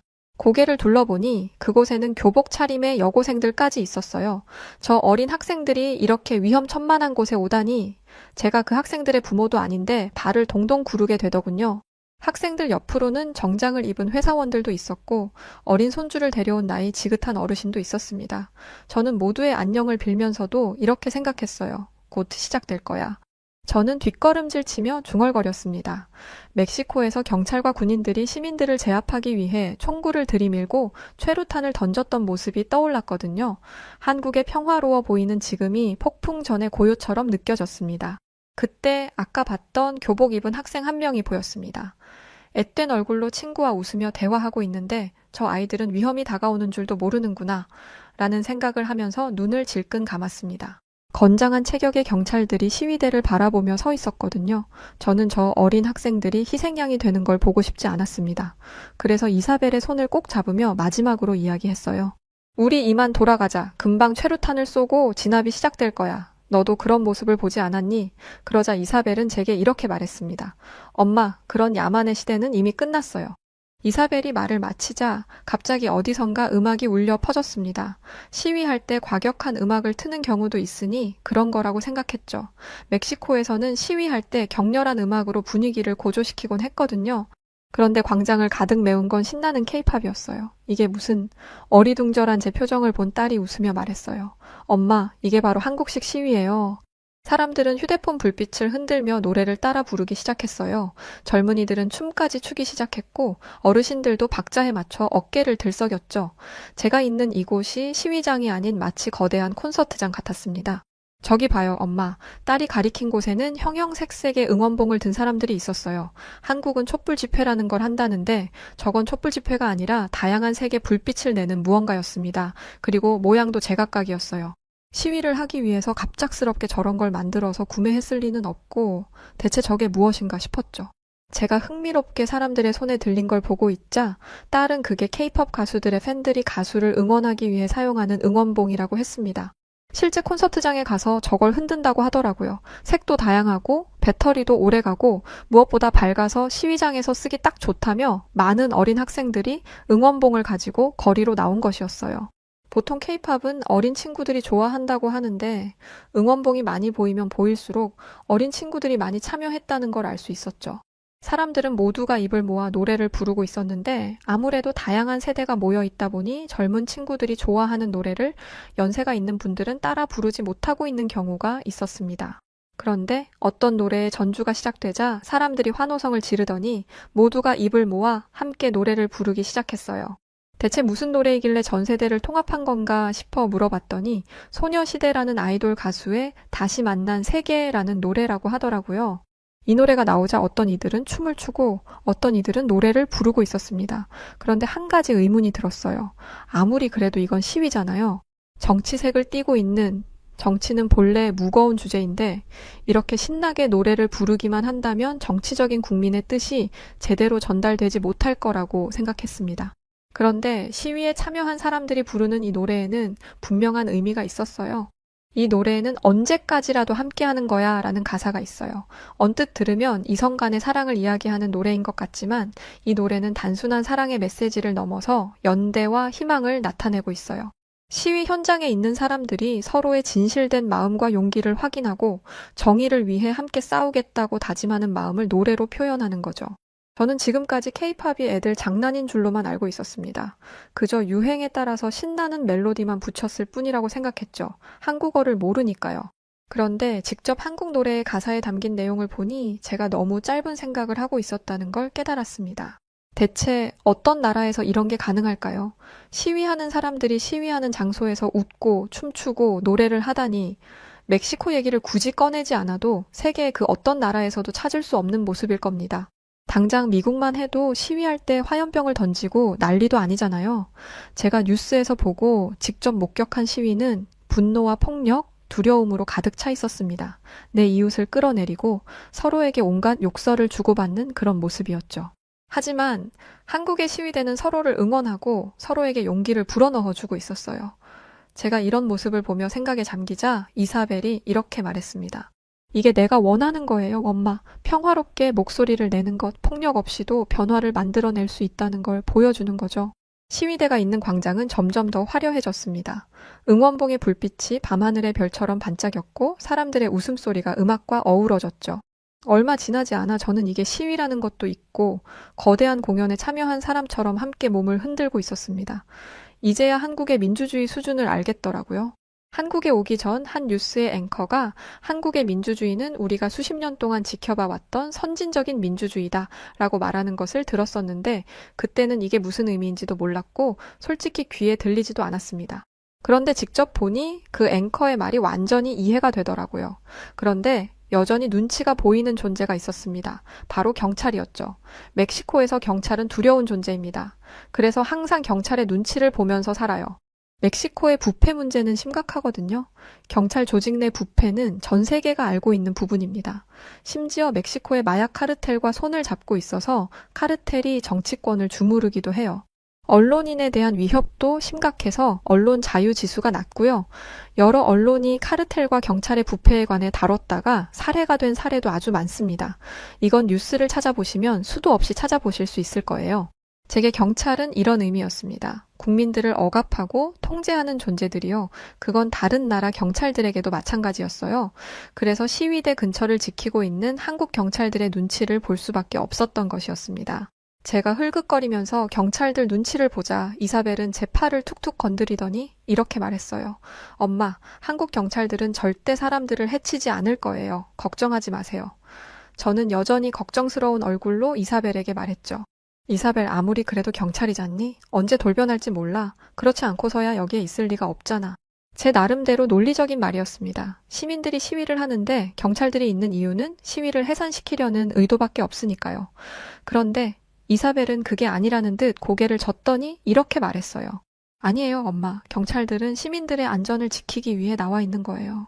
저는 제 귀가 잘못된 줄 알았습니다. 시민의 안전을 위해서 아니, 한국에 엄청나게 큰 국제적 행사가 있어서 사람들이 나와 있는 것도 아니고 정부 입장에서는 100만 명이나 모인 시위가 탐탁지 않을 텐데 그런 시민들이 뭐가 예쁘다고 경찰들을 보냈겠어요. 제가 이렇게 말하자 이사벨은 대답했습니다. 멕시코 사람이라면 그렇게 생각하는 게 당연해요. 그런데 엄마, 민주주의에서는 시위가 합법이에요. 누구나 이렇게 목소리를 낼 수 있고 국민의 당연한 권리를 침해하는 게 불법이죠. 이건 멕시코도 마찬가지이기는 해요. 멕시코도 마찬가지이지만 그동안 한 번도 이런 시위를 해본 적이 없었기에 생각도 못하고 있었습니다. 여기서 또 한 번 멕시코와 한국의 민주주의 수준 차이를 뼈저리게 느꼈어요. 이렇게 많은 사람들이 한 곳에 있으면 사람들이 떼거지로 몰릴 수도 있고 그러면 사고로 이어질 수도 있잖아요. 이렇게 경찰들을 밀집시켜 두면 사람들이 한 곳에 쏠리지 않도록 제지할 수 있고 혹시나 생길 시민들 간의 마찰도 조정할 수 있어요. 시위를 돕는 경찰이라니 문화 충격 때문에 한동안 입을 다물지 못했습니다. 그러던 그때 제 시선을 잡아끄는 장면을 보게 되었어요. 한 학생이었는데 그 학생이 경찰에게 다가가더라고요. 뭘 하려는 건가 싶었는데 그 학생은 경찰에게 무언가를 건넸습니다. 그때 이런 생각을 했어요. 설마 저렇게 어린 학생이 돈이라도 건네는 건가? 모르겠어요. 한국이 멕시코와는 차원이 다른 수준이라는 걸 알면서도 이런 생각을 하게 되더라고요. 50년 넘게 이렇게 살았으니 조금만 이해해 주세요. 제가 다소 의심스러운 눈빛으로 그 장면을 보고 있자 이사벨이 또 한 번 웃음기 있는 목소리로 말했습니다. 저건 핫팩이라는 거예요. 그러면서 제 손에 무언가를 쥐어주는데 뭔가 따끈따끈한 게 손에 닿더라고요. 이사벨이 손이라도 잡은 건가 싶어서 봤는데 네모난 무언가가 열기를 내고 있었습니다. 뜯어서 흔들기만 하면 발열이 되는 건데 한국에서는 겨울에 이걸 꼭 가지고 다녀요. 어떤 분이 춥다고 시위대 사람들 사이를 다니며 핫팩을 나눠주고 계셨어요. 제가 정신없이 주변을 살펴보는 사이에 누군가 핫팩이라는 걸 사람들에게 주고 있었던 거죠. 그런데 그 핫팩은 시위대에게만 전해진 것이었어요. 그리고 한 학생이 그 핫팩을 경찰에게 건넨 것이었죠. 경찰은 정자세를 하고 있었는데 어쩔 줄 몰라 했습니다. 그런데 가만히 보니 경찰의 코에 콧물이 달랑달랑 매달려 있었어요. 계속 기침도 하고 감기에 걸린 게 분명했죠. 학생은 그 경찰의 몸 상태가 좋지 않다는 걸 보고 있었나 봐요. 그래서 자기도 추울 텐데 핫팩을 경찰에게 전해준 것이었습니다. 경찰이 우물쭈물하고 있자 그의 옆에 있던 동료가 팔로 경찰을 툭툭 치더니 고갯짓을 했습니다. 어서 받으라는 표시였죠. 그러자 경찰은 손을 뻗어 학생이 준 핫팩을 손으로 쥐었고 학생은 빙긋 웃으며 고개를 숙이고 돌아갔어요. 저는 제가 꿈을 꾸는 것 같았습니다. 이건 영화나 드라마에서도 본 적 없는 모습이에요. 그리고 너무나 따뜻한 모습에 가슴이 뭉클해지기까지 했습니다. 앳되어 보이는 얼굴의 경찰이었는데 저기 있는 사람이 제 자식이라고 생각하니 핫팩을 전해준 어린 학생이 더 기특하게 보였습니다. 그런데 핫팩을 쥐고 있어도 너무 춥더라고요. 한국인들은 추위에 익숙하다 보니 옷도 두껍게 입었지만 저는 이렇게 추울 줄 모르고 얇은 겉옷만 입었거든요. 그리고 멕시코는 날씨가 더운지라 12월에도 낮에는 24도까지 올라갑니다. 그래서 추위에 약해요. 코가 빨개지고 몸이 오들오들 떨리자 이사벨이 주변 카페로 가자고 하더군요. 저는 이사벨을 따라 시위 장소 근처에 있는 카페로 들어갔습니다. 카페는 인산인해를 이루고 있었어요. 시위에 참여한 사람들이 음료를 마시느라 카페에 가득했거든요. 그런데 저는 그곳에서 굉장히 실망하게 되었습니다. 커피를 주문하는데 결제를 안 하길래 커피를 받으면서 결제를 하는 특이한 시스템이라 생각하고 있었어요. 그런데 커피를 받은 손님이 결제는커녕 커피를 받자마자 도망치듯 서둘러 나가더라고요. 역시나 방금 전까지만 해도 따뜻한 모습에 감격한 찰나였는데 이렇게 비양심적인 모습을 보니 실망감이 컸습니다. 원래 착하기만 한 사람이 갑자기 안 좋은 모습을 보여주면 확 실망감이 들잖아요. 역시 시위만 일어나면 어디든 이렇게 되는구나. 멕시코가 딱 이랬거든요. 시위가 시작되면 가게는 약탈당하고 거리는 아수라장이 되고 가게의 창문을 부수지만 않을 뿐이지 한국도 마찬가지라고 생각했습니다. 저는 한숨을 쉬며 이사벨에게 말했습니다. 이사벨, 이 사람들도 결국 똑같구나. 무질서하고 이기적이야. 그래, 100만 명이나 되는 사람 중 이런 사람이 없을 리 없지. 아니, 아마 대부분이 저런 사람일 거야. 이렇게 말하자 이사벨은 깜짝 놀라며 손을 휘저었습니다. 엄마, 문 앞에 보이는 저 종이 보이세요? 저 종이에는 시위에 참여하지 못해 죄송한 마음으로 100잔의 커피를 미리 결제해 두었습니다. 와서 원하시는 음료를 받아가세요. 라고 적혀 있어요. 무슨 소리인지 쉽게 이해가 안 되더라고요. 그러니까 시위에 참석하고 싶지만 그러지 못하는 것에 미안함을 가진 사람들이 있다는 거예요. 그래서 시위에 직접 오지 못하는 대신 시위에 참석하는 사람들이 조금이라도 편하고 따뜻하길 바라는 마음으로 커피를 결제해 둔 거죠. 순간 머리를 한 대 맞은 것 같았어요. 제가 본 건 약탈이 아니었습니다. 서로를 위한 배려였어요. 하지만 걱정스러운 마음도 들더라고요. 이런 걸 악용하는 사람도 분명 있을 테니까요. 여전히 의심이 가득한 제게 이사벨이 말했습니다. 엄마, 한국인들은 서로를 향한 믿음이 있어요. 물론 나쁜 마음을 가진 사람이 있을 수도 있겠죠. 그런 사람들은 어디에나 있으니까요. 그런데 적어도 제가 만난 한국인들은 호의를 소중하게 여겨요. 커피를 결제해둔 사람도 그런 믿음이 있었을 거예요. 이 말을 들으면서 다시 한번 카페 안을 봤는데 사람들은 질서 있게 자신의 차례에 맞춰 커피를 받아가고 있었습니다. 그 누구도 서두르거나 욕심내지 않았어요. 저는 카페를 나서기 전 카운터에 가서 50잔의 커피를 결제했습니다. 한국인도 아닌 외국인이 50잔을 계산한다기에 직원은 의심스러운 표정을 지었습니다. 그런데 이사벨이 이런저런 설명을 하자 감사하다고 말하며 50잔 결제를 도와주었어요. 제가 남의 나라에 와서 그것도 남의 나라 시위대가 먹을 커피를 결제하다니 누가 보면 웃을 만한 얘기죠. 하지만 저는 제가 보고 있는 수많은 사람들에게 진심으로 존경하는 마음이 들었고 한 사람의 인간으로서 크나큰 영감과 감동을 받았습니다. 엄마, 정말 멋있어요. 엄마의 딸이라는 게 자랑스러워요. 이사벨이 이렇게 말해주니 뛸 듯이 기뻤습니다. 카페에서 나오니 노랫소리는 조금 작아져 있었어요. 사람들도 많이 해산했는지 드문드문 빈자리가 보였죠. 끝까지 유혈 사태 없이 평화로운 시위를 했다는 점에서 감탄하고 있던 그때 저를 또 한 번 놀라게 하는 장면을 보고 말았습니다. 제 바로 옆에 있는 사람들이 떼를 지어 웅성거리길래 뭘 하는 건가 싶었는데 다른 걸 하는 것도 아니고 쓰레기를 정리하고 있더라고요. 설마 하고 옆을 봤는데 시위대가 있던 자리에는 쓰레기 하나 없이 깨끗했습니다. 멕시코였다면 이미 온통 쓰레기와 깨진 유리 조각으로 도로는 아수라장이 되어 있었을 거예요. 하지만 한국은 시위가 없었던 것처럼 깨끗했죠. 심지어 사람들의 손에는 봉투가 담긴 쓰레기가 들려 있었습니다. 그리고 쓰레기통을 찾아 헤매는 것처럼 행동했어요. 한국인들의 시민의식에 헛웃음만 나올 따름이더라고요. 나라에 항의를 하고자 한다면 어떻게 해서든지 불만을 드러내야 하고 그러기 위해서라면 거친 방법은 당연하다고 생각했었는데 한국을 보고는 제 모든 생각이 싹 사라졌습니다. 딸과 함께 집으로 돌아가는 길, 저는 이사벨에게 이렇게 말했어요. 이사벨, 엄마가 아무것도 모르고 한국을 오해했던 것 같아. 모두들 한국이 위험하다고 했지만 엄마가 실제로 본 한국은 그 어떤 나라보다도 평화로웠어. 한국 여행을 자제하라고 하는 나라는 단 한 번도 한국을 경험해보지 못한 사람들일 거야.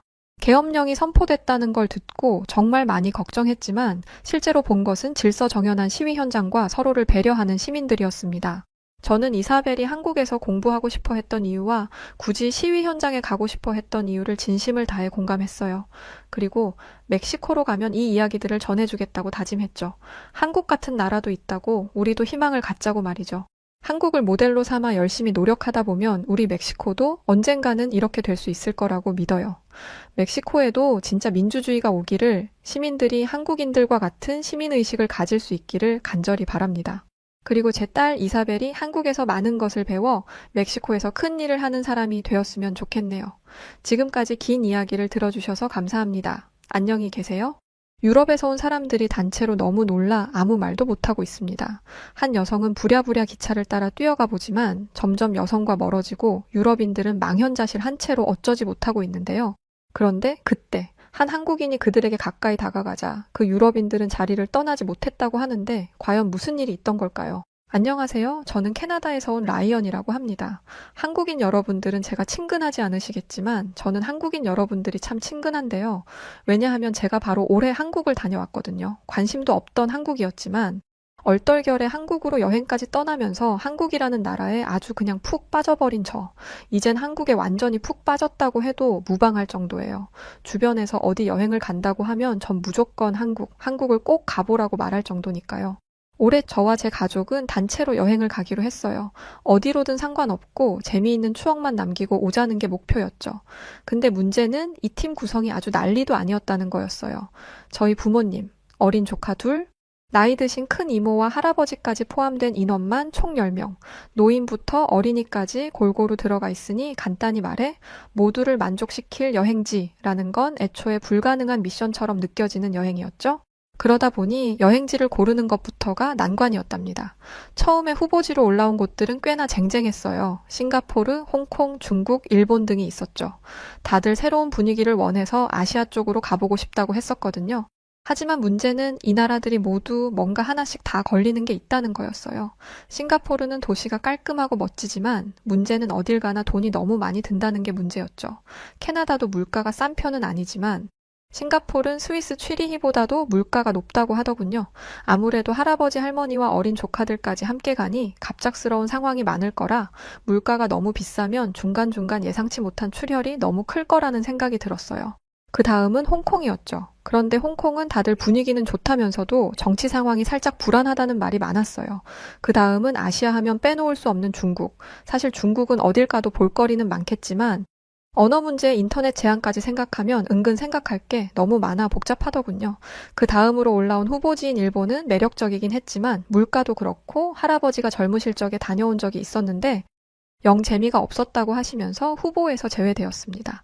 자, 이쯤 되니 대충 상황이 짐작이 가시죠. 우리 가족은 점점 어딜 가든 누군가는 불평하게 될 거라는 결론에 다다르고 있었는데요. 그 순간 로렌나가 등장했습니다. 로렌나는 저희 가족 내에서 달리는 에너자이저 같은 사람이에요. 열정도 많고 늘 뭔가를 계획하고 제안하기를 좋아하죠. 그런데 이 아이가 갑자기 뜬금없이 한국을 제안하는 거예요.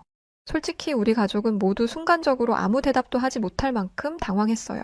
누가 한국 얘기를 꺼내리라고는 상상도 못했으니까요. 잘 몰라서 뭐라고 반대해야 할지도 모르겠다는 반응이 나올 정도였죠.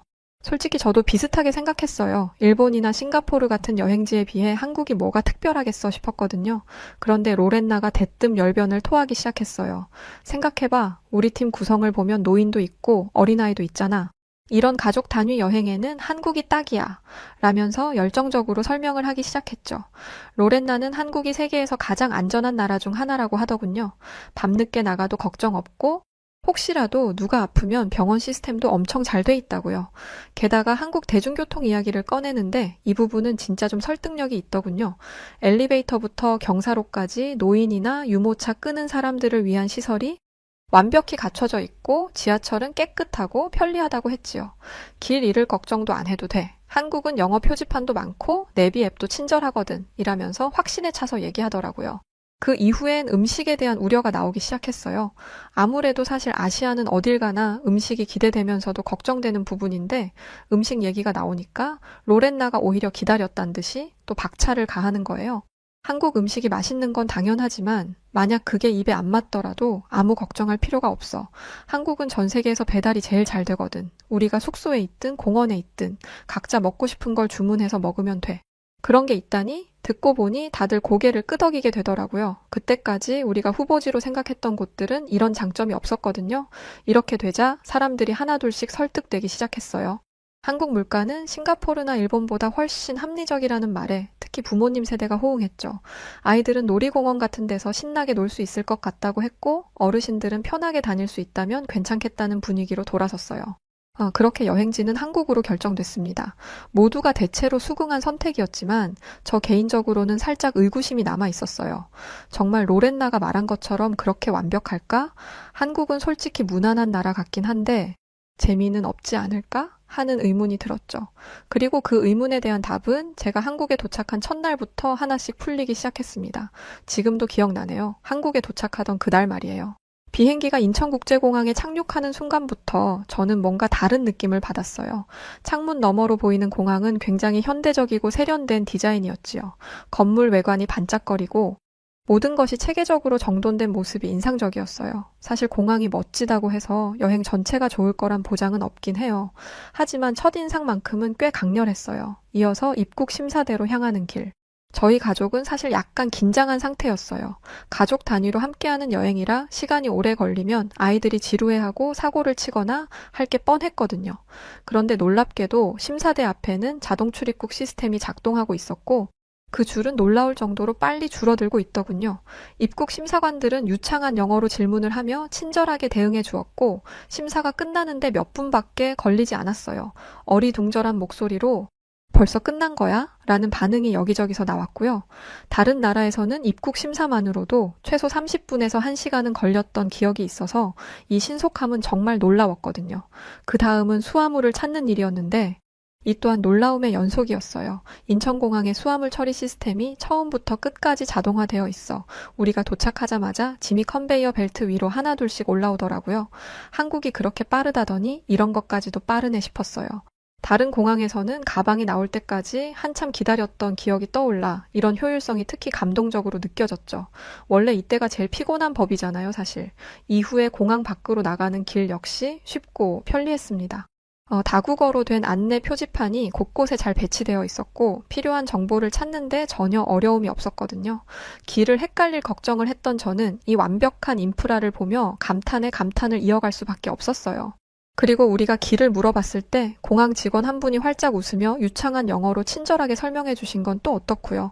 그 미소와 태도가 긴장했던 우리 가족의 마음을 완전히 녹여줬던 것 같아요. 여기서 생각했던 게 한국은 영어 교육이 정말 잘 된 것 같더군요. 영어를 꼭 잘해야 하는 건 아니지만 어찌되었든 영어는 만국 공용어잖아요. 기본적인 교육 수준이 상당히 우수할 것 같다는 인상을 받았죠. 이후 우리 가족은 입국 절차를 예상보다 훨씬 빨리 끝내면서 계획에 없던 여유 시간을 얻게 되었어요. 그래서 공항 내 푸드코트에서 간단히 한국식 식사를 해볼 수 있게 됐죠. 공항 내 음식점들도 깔끔하고 다양한 메뉴를 제공하고 있어 처음부터 한국 여행에 대한 좋은 인상을 남길 수 있었답니다. 이 모든 과정을 겪으면서 저는 한국이라는 나라가 왜 효율적이고 친절한 나라로 알려져 있는지 어렴풋이 깨닫기 시작했어요. 로렌나가 한국은 모든 게 잘 되어 있는 나라라고 했던 말이 머릿속을 스쳤죠. 그제야 저는 처음 가보는 이 나라에 대한 기대감이 조금씩 커지기 시작했습니다.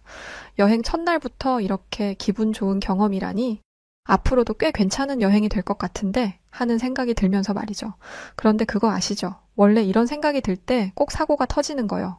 전 이때 방심을 하지 말았어야 했답니다. 모든 것이 순조롭게 흘러가고 우리 가족은 숙소로 이동하기 위해 지하철역으로 들어갔어요. 일반 열차를 보내고 급행 열차를 타기 위해 기다려야 한다고 가족들에게 말해주고 있던 찰나 사건이 터졌습니다. 아이들 중 막내인 6살 루카스가 지하철에 먼저 올라타는 바람에 가족들과 떨어지는 일이 발생한 거예요. 제가 가족들에게 이 열차를 타면 안 된다. 다음 열차가 급행이다. 라는 말을 하고 있는데 그 말을 하기가 무섭게 지하철이 도착하자마자 사람들 사이에 자연스레 생긴 빈틈을 따라 루카스가 제일 먼저 뛰어 들어가 버린 거예요. 우리 가족들은 큰 가방 때문에 혹시나 사람들에게 피해를 줄까봐 이리저리 피하느라 정신이 없었어서 루카스를 발견했을 땐 이미 문이 닫히고 지하철이 출발하고 있었죠. 루카스, 온 가족이 외쳤지만 때는 이미 늦은 채였습니다. 눈앞에서 지하철은 쾌속으로 터널 속으로 사라졌고 남겨진 우리는 당황해서 혼비백산하고 말았어요. 할아버지와 할머니는 얼굴이 하얗게 질렸고 조카의 엄마는 당장이라도 울음을 터뜨릴 듯 보였죠. 하지만 바로 그때 근처에 있던 영무원이 상황을 파악했는지 얼른 다가와서는 차분히 우리를 진정시키기 시작했어요. 그분은 루카스의 인상착의를 확인한 뒤 놀랄 만큼 침착하게 걱정하지 마세요. 바로 해결해 드리겠습니다. 라고 말하며 손에 들고 있던 무정이를 꺼내 들었죠. 영무원은 다음 역의 동료에게 연락해 상황을 전달하는 것 같았어요. 그리고 다음 역에서 루카스를 데려다 줄 것을 요청했지요. 우리 가족은 마음이 조마조마하면서도 영무원의 태도에 조금씩 안정을 찾기 시작했어요. 몇 분 뒤 무전기에서 확인했습니다. 아이는 무사히 보호 중입니다. 다시 열차를 타고 이쪽으로 데려오겠습니다. 라는 소식이 들려왔습니다. 그 말을 전해 듣고 나서야 모두 안도의 한숨을 내쉬었죠. 그동안 루카스는 어떻게 하고 있을지 걱정됐지만 약속대로 몇 분 뒤 다음 역에서 온 지하철이 도착했고 그 안에 루카스가 영무원 손을 잡고 서 있었어요. 내리자마자 루카스는 해맑게 웃으며 삼촌, 나 혼자 모험했어 라고 말해 모두를 웃게 만들었어요. 영무원의 일을 방해한 것 같아 죄송했는데 영무원분은 오히려 저희에게 아이를 안전하게 돌려주며 다행히 아이가 침착해서 쉽게 찾을 수 있었다고까지 말해주었어요.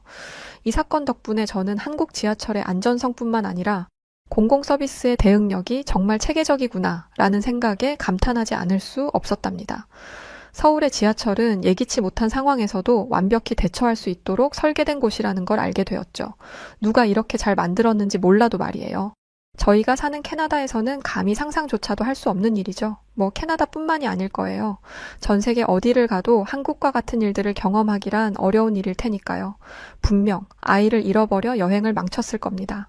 그날 밤 우리 가족은 이번 사건을 이야기하며 크게 웃었고 이 모든 해프닝을 만들어낸 우리의 작은 주인공 루카스는 해맑게 웃으며 그 영무원이 정말 친절했다고 좋아했어요. 그 모습을 보며 할머니는 말씀하셨죠. 한국에서 길을 잃는 일은 정말 어렵구나. 심지어 잃어버린 사람조차 다시 찾아주는 나라니까 말이지. 정말 동감할 만한 이야기예요. 유럽에선 있을 수 없는 일이니까요.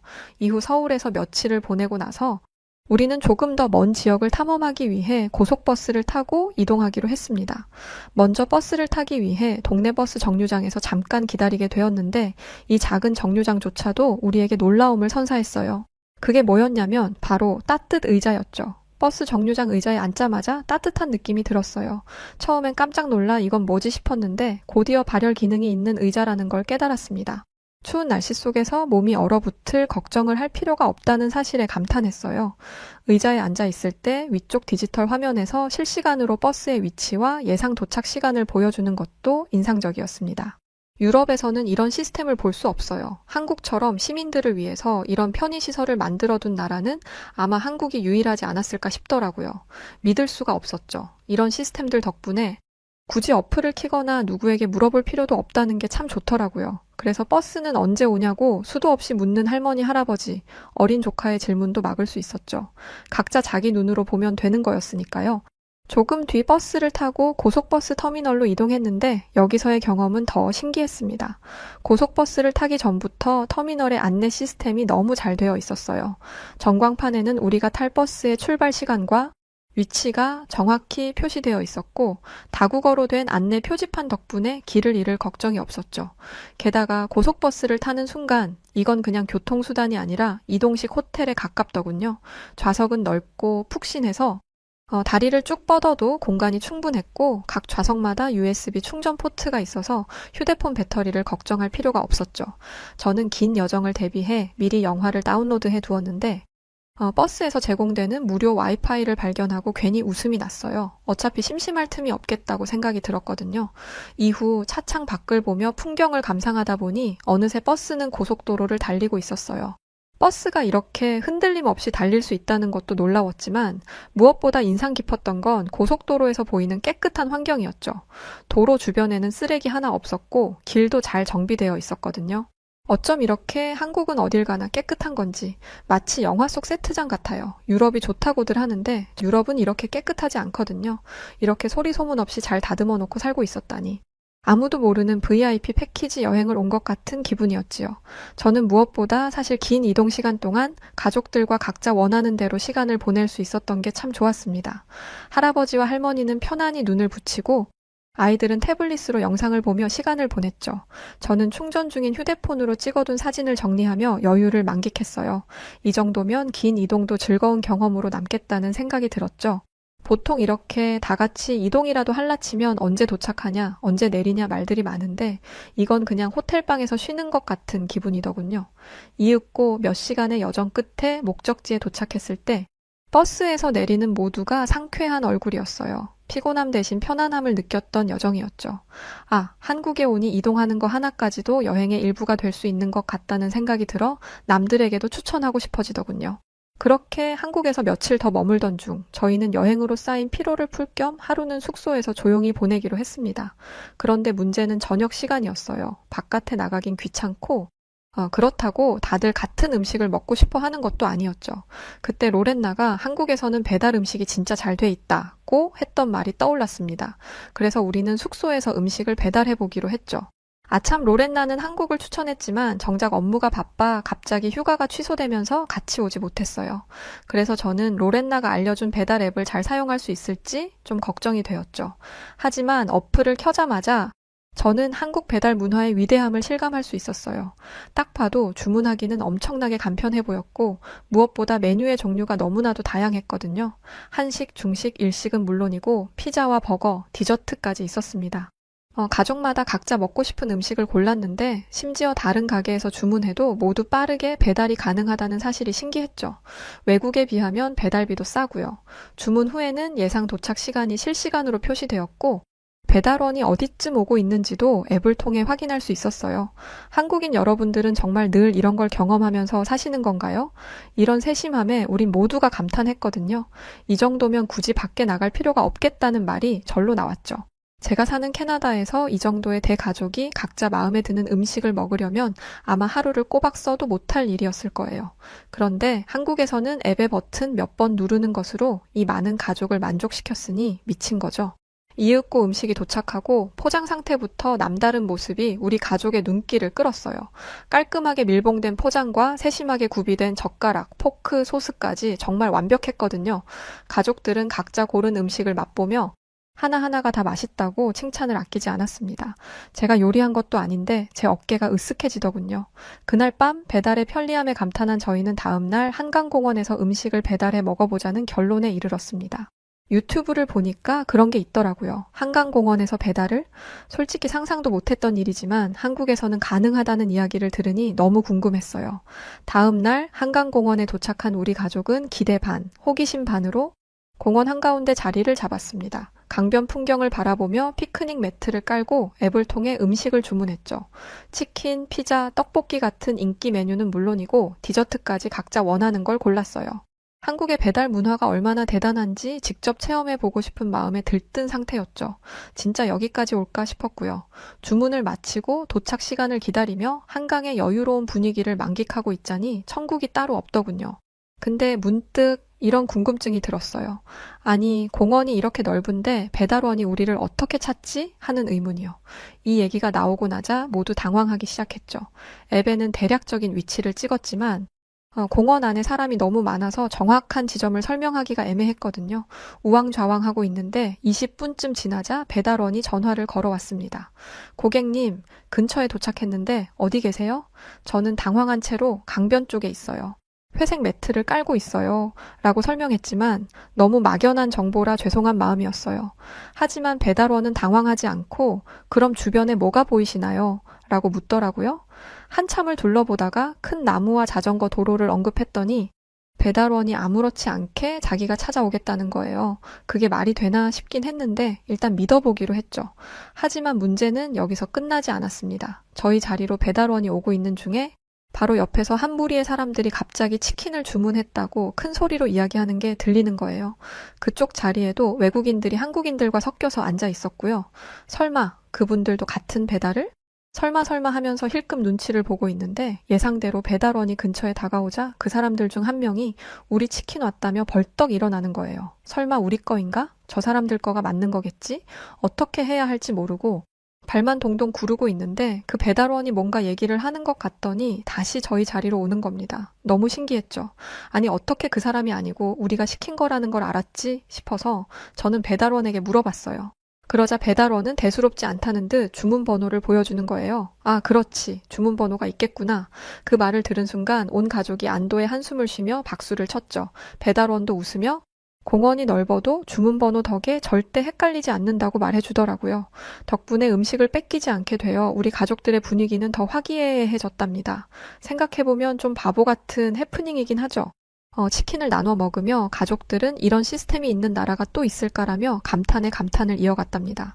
결국 그날 저녁 공원에서의 배달 음식은 우리 여행 중 가장 유쾌하고 특별한 순간 중 하나로 기억에 남게 되었어요. 아참, 그리고 한국 하면 또 빼놓을 수 없는 게 있어요. 뭔지 아시나요? 바로 찜질방이에요. 여러분은 찜질방에 익숙하시죠? 저처럼 다른 나라에서 온 관광객들에게 제일 신기한 것 중 하나가 바로 찜질방이랍니다. 로렌나가 한국 찜질방에 대해 설명할 때 했던 말이 꽤 인상 깊어서 꼭 가봐야겠다 싶었는데요. 로렌나가 그러더라고요. 한국의 찜질방은 그냥 땀 흘리러 가는 곳이 아니라 문화생활 그 자체라고요. 찜질방이라면 핀란드에 있는 사우나 같은 거 아닌가 싶었던 저는 그게 무슨 문화생활이 될 수 있나 궁금했어요. 그러나 막상 도착하고 나니 그 말이 곧바로 어렴풋이 이해가 가더라고요. 짧게 말하자면 내 생각과는 다르다. 이걸 느꼈어요. 입구에서 받은 열쇠 팔찌와 찜질복은 시작에 불과했어요. 남자 여자 구역이 나뉘어 있으니 조심하세요. 라는 직원의 말을 듣고 탈의실로 향했는데 여기서부터 낯선 환경이 펼쳐졌습니다. 다른 방문객들이 당당히 옷을 벗고 있었는데 저와 제 가족들은 어찌할 바를 몰라 서로 눈치를 보기 시작했죠. 하지만 한국인들의 자연스러운 태도를 보며 결국 우리도 용기를 내어 따라 했어요. 타잔이 된 듯한 기분이랄까요.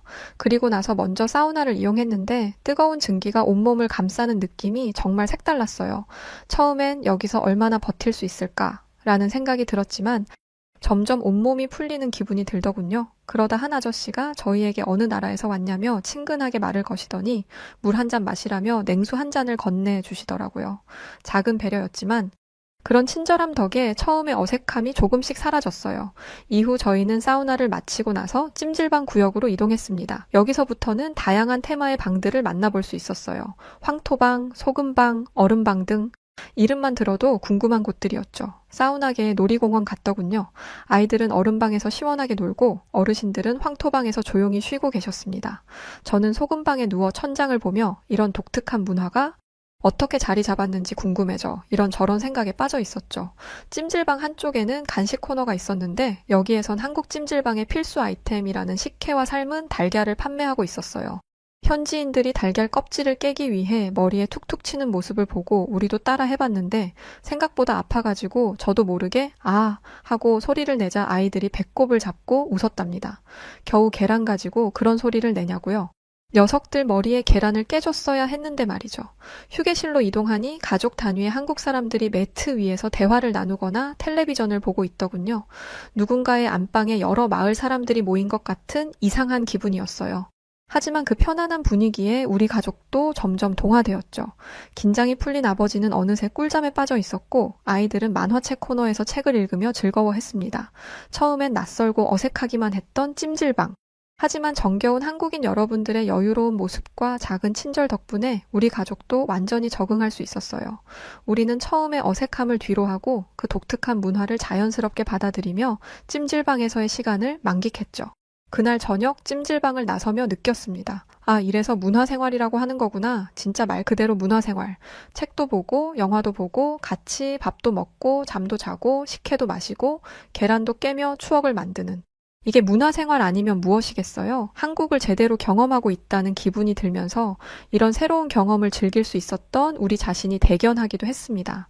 한국의 찜질방은 단순한 휴식 공간이 아니라 삶과 문화를 느낄 수 있는 독특한 체험 장소였다고 지금도 생각해요. 그리고 제가 가장 감명받은 게 있었는데 여행 중 길을 잃을까 걱정했던 제가 한국에서 가장 먼저 배운 것이 바로 그럴 필요가 없다는 사실이었다는 거예요. 왜냐하면 길거리에서부터 지하철, 버스, 카페에 이르기까지 어디에서나 무료 와이파이를 사용할 수 있었기 때문이죠. 이 부분은 많은 외국인들이 손꼽는 한국의 특별한 장점일 거예요. 심지어 지하철이 터널을 지날 때도 끊김없이 인터넷을 사용할 수 있었으니까요. 게다가 한강공원 같은 야외에서도 가능해요. 한국인 여러분들은 어쩌면 살아있는 AI 로봇이셨던 게 아닐까 싶을 정도였죠. 그렇게 여행을 잘 마무리한 저희 가족이 한국에서 느낀 마지막 소감은 이거였어요. 한국 정말 안전한 나라라는 거요. 늦은 밤에도, 한적한 골목에도, 사람이 없는 조용한 도시에서도 말이죠. 하루는 저희 가족이 야경을 보려고 늦은 시간까지 거리를 걸었는데 거리는 잘 정돈되어 있고 순찰을 도는 경찰차가 가끔씩 지나가는 모습도 보이더라고요. 그러니 이렇게 한국인들이 안정적이고 다정한가 보다 하는 생각이 들었죠. 이처럼 한국에서의 여행은 단순히 새로운 장소를 보고 맛있는 음식을 먹는 것에 그치지 않은 경험이었어요. 한국은 안전하고 편리하며 사람들의 따뜻한 마음이 느껴지는 나라였죠.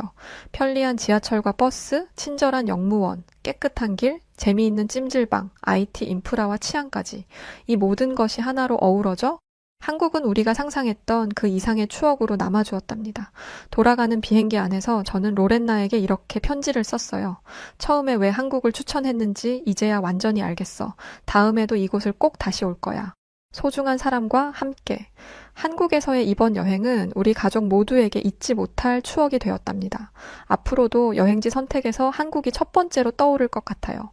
정말로 한국은 여행자에게 완벽한 나라라는 것을 몸소 느낄 수 있었던 시간이었습니다. 저희 가족에게 잊을 수 없는 좋은 추억을 만들어 주어서 고마워요, 한국. 한국은 아시아의 유럽인 것 같아요. 가장 품격 있고 아름답죠. 세상 사람들 다 한국에 꼭 놀러 가봤으면 좋겠습니다. 차가 빼곡하게 서 있는 복잡한 서울의 도심. 그리고 도로 위의 한 차량 안에서 영국 귀족이라 불리던 여성과 그녀의 비서였던 한 여성이 무언가를 보고는 운전기사를 향해 손짓하기 시작합니다. 영국 귀족 여성은 생전 처음 보고 듣는 것에 충격을 받았는지 영국에서의 삶이 180도 달라지기 시작했다고 하는데요. 과연 이 영국 귀족 여성과 그녀의 비서였던 여성에게 무슨 일이 있었던 걸까요? 안녕하세요. 저는 영국에서 살고 있는 리지 펜윅이라고 합니다. 제가 하고 있는 일은 조금 독특해요. 영국 귀족의 비서 일을 하고 있기 때문이죠. 제가 모시고 있는 분의 이름을 함부로 이야기하는 건 금기이기 때문에 가명을 써서 레이디 펠리시티라고 하겠습니다. 간단하게 레이디라고 칭하면 더 듣기 편하시겠네요. 레이디와 저는 최근 한국에 또 한 번 방문하게 됐는데요. 저희가 왜 이 낯선 나라에 두 번이나 방문하게 되었는지 그 이야기를 해보려고 합니다. 저는 옥스퍼드 대학교에서 경영학을 전공했어요. 영국 귀족의 비서는 개인적인 사생활 관리뿐만 아니라 자산 관리도 함께 할 줄 알아야 하기 때문에 경영학 전공임에도 비서 일을 하고 있습니다. 사실 솔직하게 말하면 돈 때문이죠. 처음에는 미국으로 건너가서 취업을 하려고 했는데 월급이 일반 회사원의 3배는 되는지라 결국 이 일을 하게 되었습니다. 무엇보다 제가 앞으로 모시게 될 분의 평판이 아주 좋았어요. 인자하고 다른 사람들의 눈에 띄는 것을 좋아하지 않아서 조용하고 평범한 일상을 사는 50대 여성분이라고 했죠. 그런데 일을 시작한 지 며칠 만에 저는 이 이야기가 완전히 가짜라는 사실을 알게 됐습니다. 사람이 얼마나 예민하고 까탈스러운지 뭐만 하면 성질을 내고 이거 해라 저거 해라. 게다가 자기가 했던 말을 계속 잊어버려서 곤란했던 적이 한두 번이 아니에요. 나는 이 드레스를 고른 적이 없어. 내가 고른 옷 하나 주문도 못하면서 어떻게 내 비서 일을 하겠다는 거야?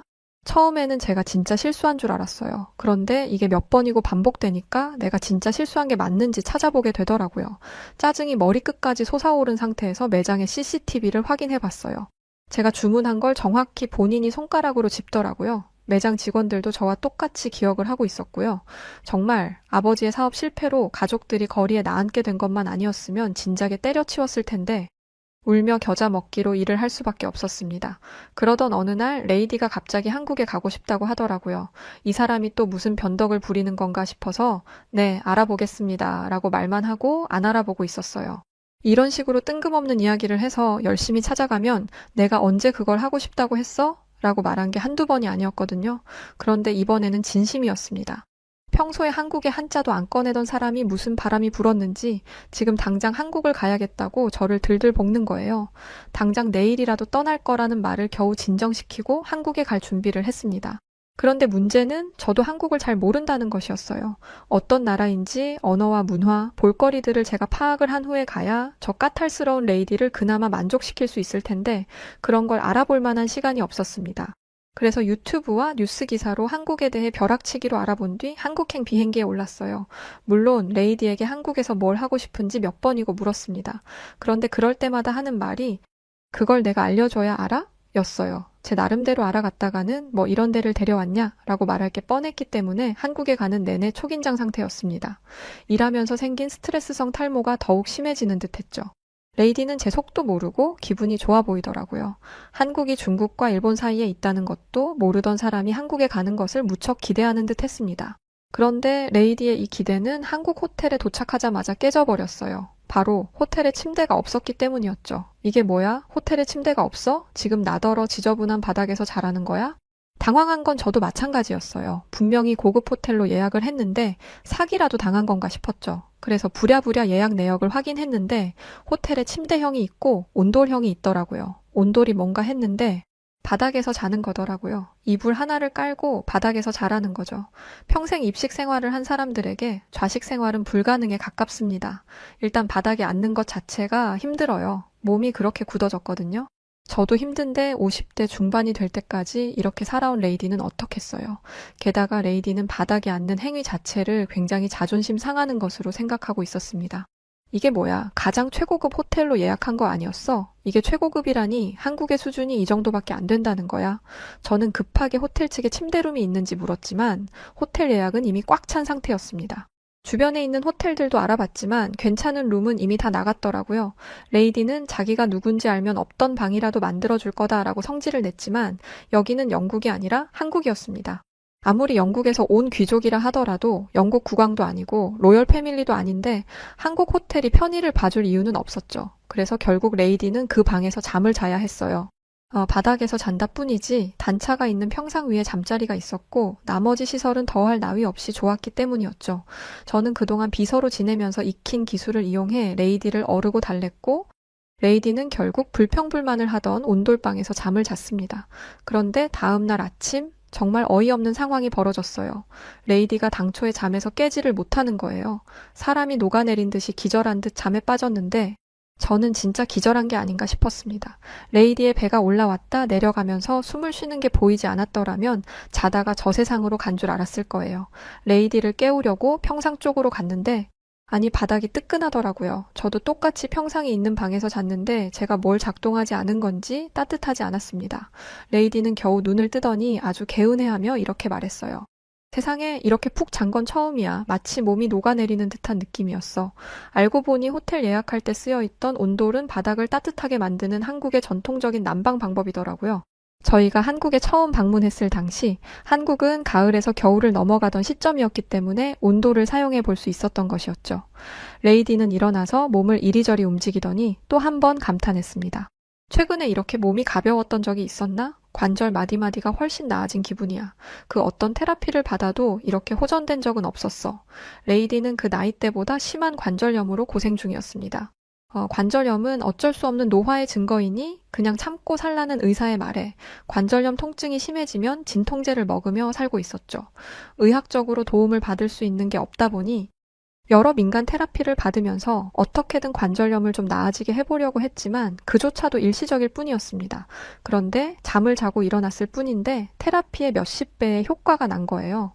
심지어 아침에 특히 통증이 심해서 일어나자마자 진통제를 먹는 게 일상이었는데 그날은 진통제를 찾지 않았습니다.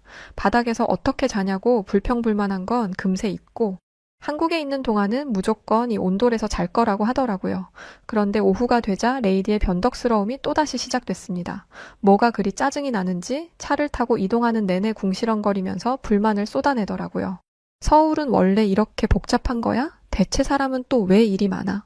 한국의 대중교통이 매우 잘 되어 있다는 건 조사를 통해 알고 있었어요. 그런데 이 레이디를 어떻게 지하철에 태우겠어요? 그래서 차가 좀 막힐 각오를 하고 차를 탄 것이었는데 서울의 교통체증은 저도 당황할 정도였습니다.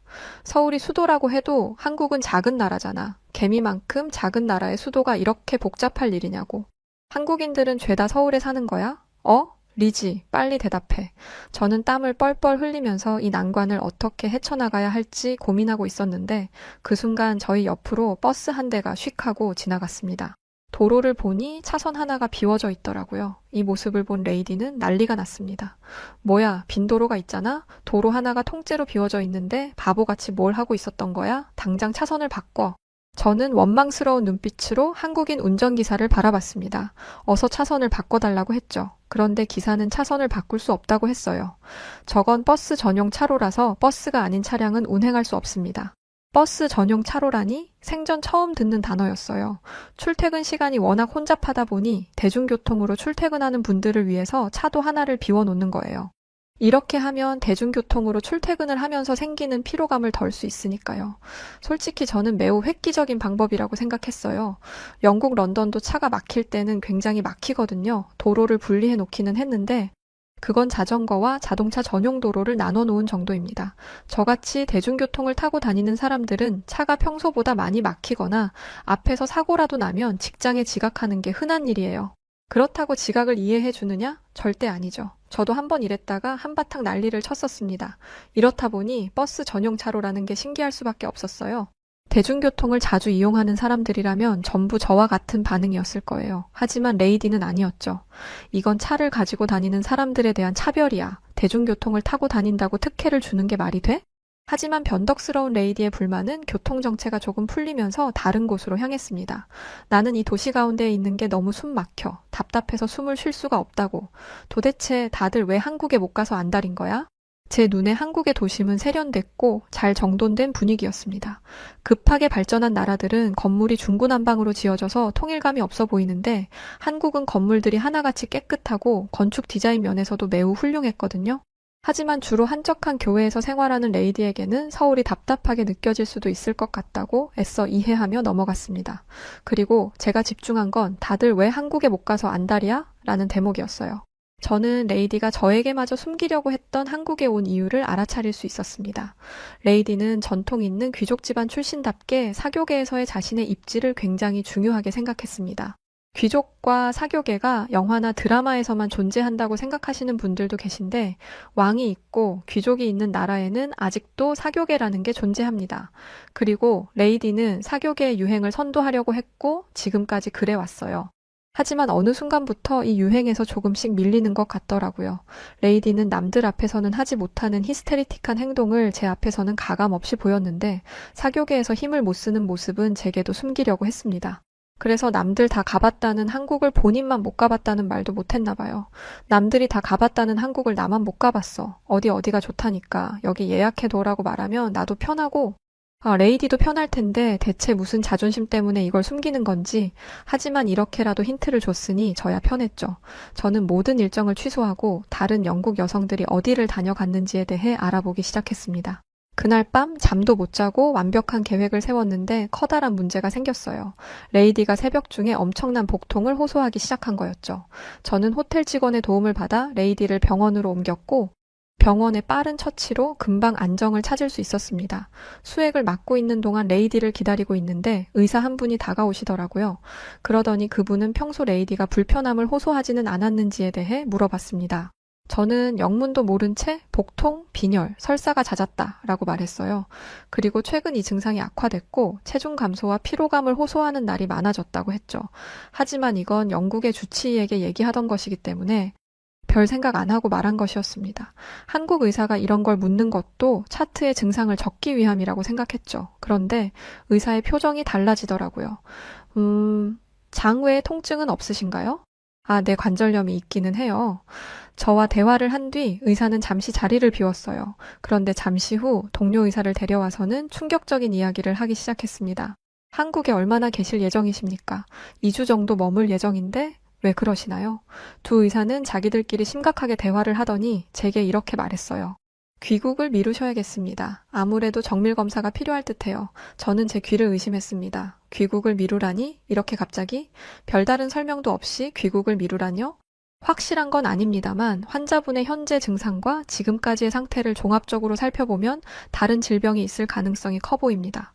죄송하지만 저는 이 의사들이 돌팔이라고 생각했어요. 레이디는 영국의 귀족입니다. 지위가 높은 만큼 돈도 많죠. 그런 사람이 병원 한 번 안 가봤겠어요? 영국 최고의 의사라는 사람들에게 가서 진료를 받고 약을 받는 분이 레이디입니다. 그런데 이 한국 의사들은 개인 병원도 아니고 대형 병원 응급실에서 당직을 서고 있던 사람들이었어요. 영국에서는 개인 병원을 좀 더 신뢰하고 특히 레이디는 주치의까지 둔 사람이었기에 저는 한국 응급실에서 만난 의사를 믿을 수 없었습니다. 그래서 저는 조금 거만한 투로 말했습니다. 저희는 한국에서 할 일이 많습니다. 쓸데없는 일에 시간을 낭비하고 싶지 않아요. 그런데 의사들은 끈질겼어요. 영국에서는 치료를 거부하면 의사가 그러려니 합니다. 암에 걸려도 환자가 치료를 거절하면 돈이 없나 보다 하면서 돌려보내죠. 그런데 한국 의사들은 끝까지 검사를 해야 한다고 말하고 있었으니 이 의사들이 과잉 진료를 해서 돈을 뜯어낼 거라는 확신이 들었습니다. 한국 의사들은 환자를 돈벌이 수단으로 밖에 안 보나요? 이런 식으로 과잉 진료를 해서 돈을 뜯어내는 게 당신들이 돈 버는 방식인 거예요? 이렇게 말하면 의사들이 부끄러워하며 떨어질 줄 알았습니다. 그런데 그들은 호락호락한 상대가 아니었어요. 제 의사 인생, 아니 제 모든 인생을 걸고 장담합니다. 저는 돈 때문에 검사를 받으라고 하는 게 아니에요. 정말 환자분의 상태가 안 좋기 때문에 검사를 권유하는 겁니다. 이 말을 하는 의사들의 표정에 간절함이 묻어 있더라고요. 돈에 눈이 먼 사람의 눈빛과는 전혀 달랐기에 저는 의사들의 제안을 레이디에게 전했습니다. 그리고 레이디가 이미 영국에서 끝낸 검사를 뭐 하러 다시 받아? 이건 다 시간 낭비라고 라고 대답할 줄 알았죠. 그런데 레이디는 생각보다 진지하게 한국 의사들의 이야기를 들었어요. 그러고는 검사를 받기로 했죠. 저는 검사를 해봤자 청진기를 대고 피나 좀 뽑을 줄 알았는데 영국과는 다르게 한국의 병원에서 검사는 매우 체계적으로 이루어졌습니다. 혈액 검사와 대변 검사, 내시경 검사, CT, MRI까지 평범한 영국인이라면 한 번도 보지 못할 장비까지 동원해가며 검사를 했죠. 그리고 그 결과 레이디의 진짜 병명이 밝혀졌습니다. 레이디는 크론병 환자였어요. 이름조차 생소한 이 크론병은 소화기관, 주로 소장과 대장에 만성적인 염증을 일으키는 자가 면역 질환이라고 합니다. 증상이 간헐적으로 나타나고 악화와 호전을 반복하며 주요 증상이 다른 소화기 질환과 유사하기 때문에 오진의 가능성이 큰 질병이었죠. 레이디는 큰 충격에 빠졌어요. 처음에는 자신이 크론병 환자라는 것을 부정했지만 검사 결과를 토대로 하나하나 설명해주니 나중에는 자신의 병명을 받아들였습니다. 그러면서 자신을 치료할 수 있겠냐 묻더라고요. 지금까지 본 적 없는 풀이 죽은 모습에 괜히 마음이 찡할 정도였죠. 역시 미운 정이 무섭기는 한가 봐요. 저는 의사의 입에서 긍정적인 대답이 나오기를 바랬습니다. 하지만 한편으로는 고치기 어려울 것이라는 생각도 했어요. 앞서 말했듯 영국 의사들조차 못한 일이잖아요. 병명을 찾아낸 건 운일지도 모른다고 생각했죠. 그런데 의사는 아주 단호하게 대답했습니다. 네, 고칠 수 있습니다. 얼마나 단호하고 자신감이 넘치는지 뒷말을 듣지 않았음에도 불구하고 없던 신뢰감이 생기더라고요. 한국 병원 의사분은 이렇게 이야기해 주었어요. 크론병은 심한 경우 수술을 받아야 하지만 아주 다행스럽게도 환자분은 식이요법이나 평소 규칙적인 운동을 하고 계셨습니다. 이런 생활 습관 덕분에 증상이 더욱 악화되지 않아서 항염증제와 면역조절제를 우선적으로 사용해 볼 수 있을 것 같아요. 이제야 영국 의사들이 쓸모 있어지더라고요. 몸 상태가 안 좋은 레이디에게 처방해 준 게 식이요법, 규칙적인 운동이었으니까요. 하지만 이것만으로는 부족하다고 했기에 레이디는 병원에서 하라는 대로 묵묵히 따랐습니다. 한국 생활이 무려 12주까지 길어질 수도 있는 상황이었음에도 불구하고 말이죠. 저는 고집 세고 남의 말 듣기 싫어하는 레이디가 이렇게 순종적인 모습을 보이는 걸 보면서 이 사람이 그동안 얼마나 힘들었으면 이럴까라는 측은함마저 갖게 되었습니다. 그리고 그동안 짜증을 심하게 내고 예민하게 굴었던 이유가 건강 때문이라는 걸 알게 되자 그간의 행동이 이해되면서 이런 생각을 하게 되었어요. 이 사람의 건강이 좋아지면 나도 좀 쉽게 일하겠구나. 아픈 사람을 두고 할 생각은 아니긴 한데 하루하루 때려치우고 싶은 생각만 했던 제게도 희망이 보였기에 레이디의 쾌유를 저마저도 바라게 되었습니다. 한국의 의사들이 처방해준 약을 먹자마자 레이디의 건강 상태는 금방 호전되었어요. 복통으로 인해 진통제를 찾는 일도 없어졌고 피로감이 사라지니 평소와 같은 일정을 소화했음에도 불구하고 짜증을 내지 않더라고요. 전혀 기대하지 않았던 한국이 이 정도의 의료 기술을 가지고 있는 나라였다니 저는 이제야 병원에 있는 수많은 외국인 환자들을 보게 되었습니다. 알고 보니 요즘 한국으로 오는 의료 관광이 대세더라고요. 금액도 다른 나라보다 저렴한데 실력은 10배, 아니 100배 이상일 정도이니 한국에 오지 않을 이유가 없는 거죠. 게다가 의사의 실력도 뛰어난데 한국의 병원에서는 온갖 첨단 장비를 사용하고 있었습니다. 어느 정도였냐면 다리를 살짝 삐끗해서 간 정형외과에서 무려 엑스레이를 찍었어요. 엑스레이요. 그것도 특별한 예약 없이 병원에 간 그날에 접수를 한 지 10분도 되지 않아서 엑스레이를 찍었습니다. 한국 분들은 그게 뭐 대단한 일이냐 하시겠지만 저는 이걸 아무렇지 않아 하는 것조차도 놀랍습니다. 영국에서 이런 검사를 하려면 최소 한 달 이상은 기다려야 해요. 다리가 부러진 것 같아도 쉽지 않죠. 만약 다리가 부러진 것 같다면 부목을 대주고 검사 일정을 잡아주는 곳이 영국입니다. 다리를 다친 뒤 바로 엑스레이를 찍는 경우는 다리뼈가 부러져서 뼈가 어긋난 게 한눈에 보이거나 과장 조금 섞어서 큰 교통사고를 당한 정도일 거예요. 그런데 검사를 하기 위해 오래 기다려야 한다는 것과 검사 과정이 복잡하다는 것보다 더 큰 문제는 비용이었어요. 물론 공공의료로 이 서비스를 제공하고 있습니다. 이 서비스를 이용하면 금액을 지불하지 않아도 되죠. 하지만 급한 상황이라면 어느 정도 기다려야 해요. 그래서 많은 사람들이 민간 의료 서비스에 의존을 하는 상황입니다. 그런데 보험이 없는 사람이라면 민간 의료 서비스 비용이 아주 많이 부담되는 게 사실이에요. 한국 돈으로 무려 44만 원이나 되는 금액을 지불해야 하거든요. 영국의 경우 이 정도는 참을 수 있어 라는 마인드가 깔려 있기 때문에 어느 정도 참을 만한 상황이라면 그냥 버티는 게 일반적입니다. 그런데 한국에서는 비보험으로 검사를 해도 8만 원 밖에 안 하더라고요. 영국 경제가 매우 안 좋아지면서 보험이 없는 사람들이 더더욱 늘어난 상황에 의료비를 감당하지 못해 힘들어하는 사람이 많습니다. 그렇다 보니 한국에 있는 사람들이 너무 부러워졌어요. 이것 때문에라도 한국에서 살고 싶더라고요. 그래도 우린 미국보다는 훨씬 나으니까 라고 생각하며 영국의 의료 시스템에 만족하고 있던 제가 부끄러워질 정도였습니다. 정형외과에 간 그날부터 호전됐어요. 5일도 안 돼서 쌩쌩해졌죠. 하지만 레이디의 관절통은 해결되지 않았습니다. 크론병의 장외 증상으로는 관절통이 있는데 이것도 크론병의 증상이라고 생각했기에 이 관절통도 당연히 좋아질 거라고 생각했어요. 하지만 이건 개선되지 않았죠. 한국인 의사에게 물어보니 이건 크론병이 아니라 50대 후반으로 넘어가며 생긴 노화로 인한 관절염이라고 말했습니다.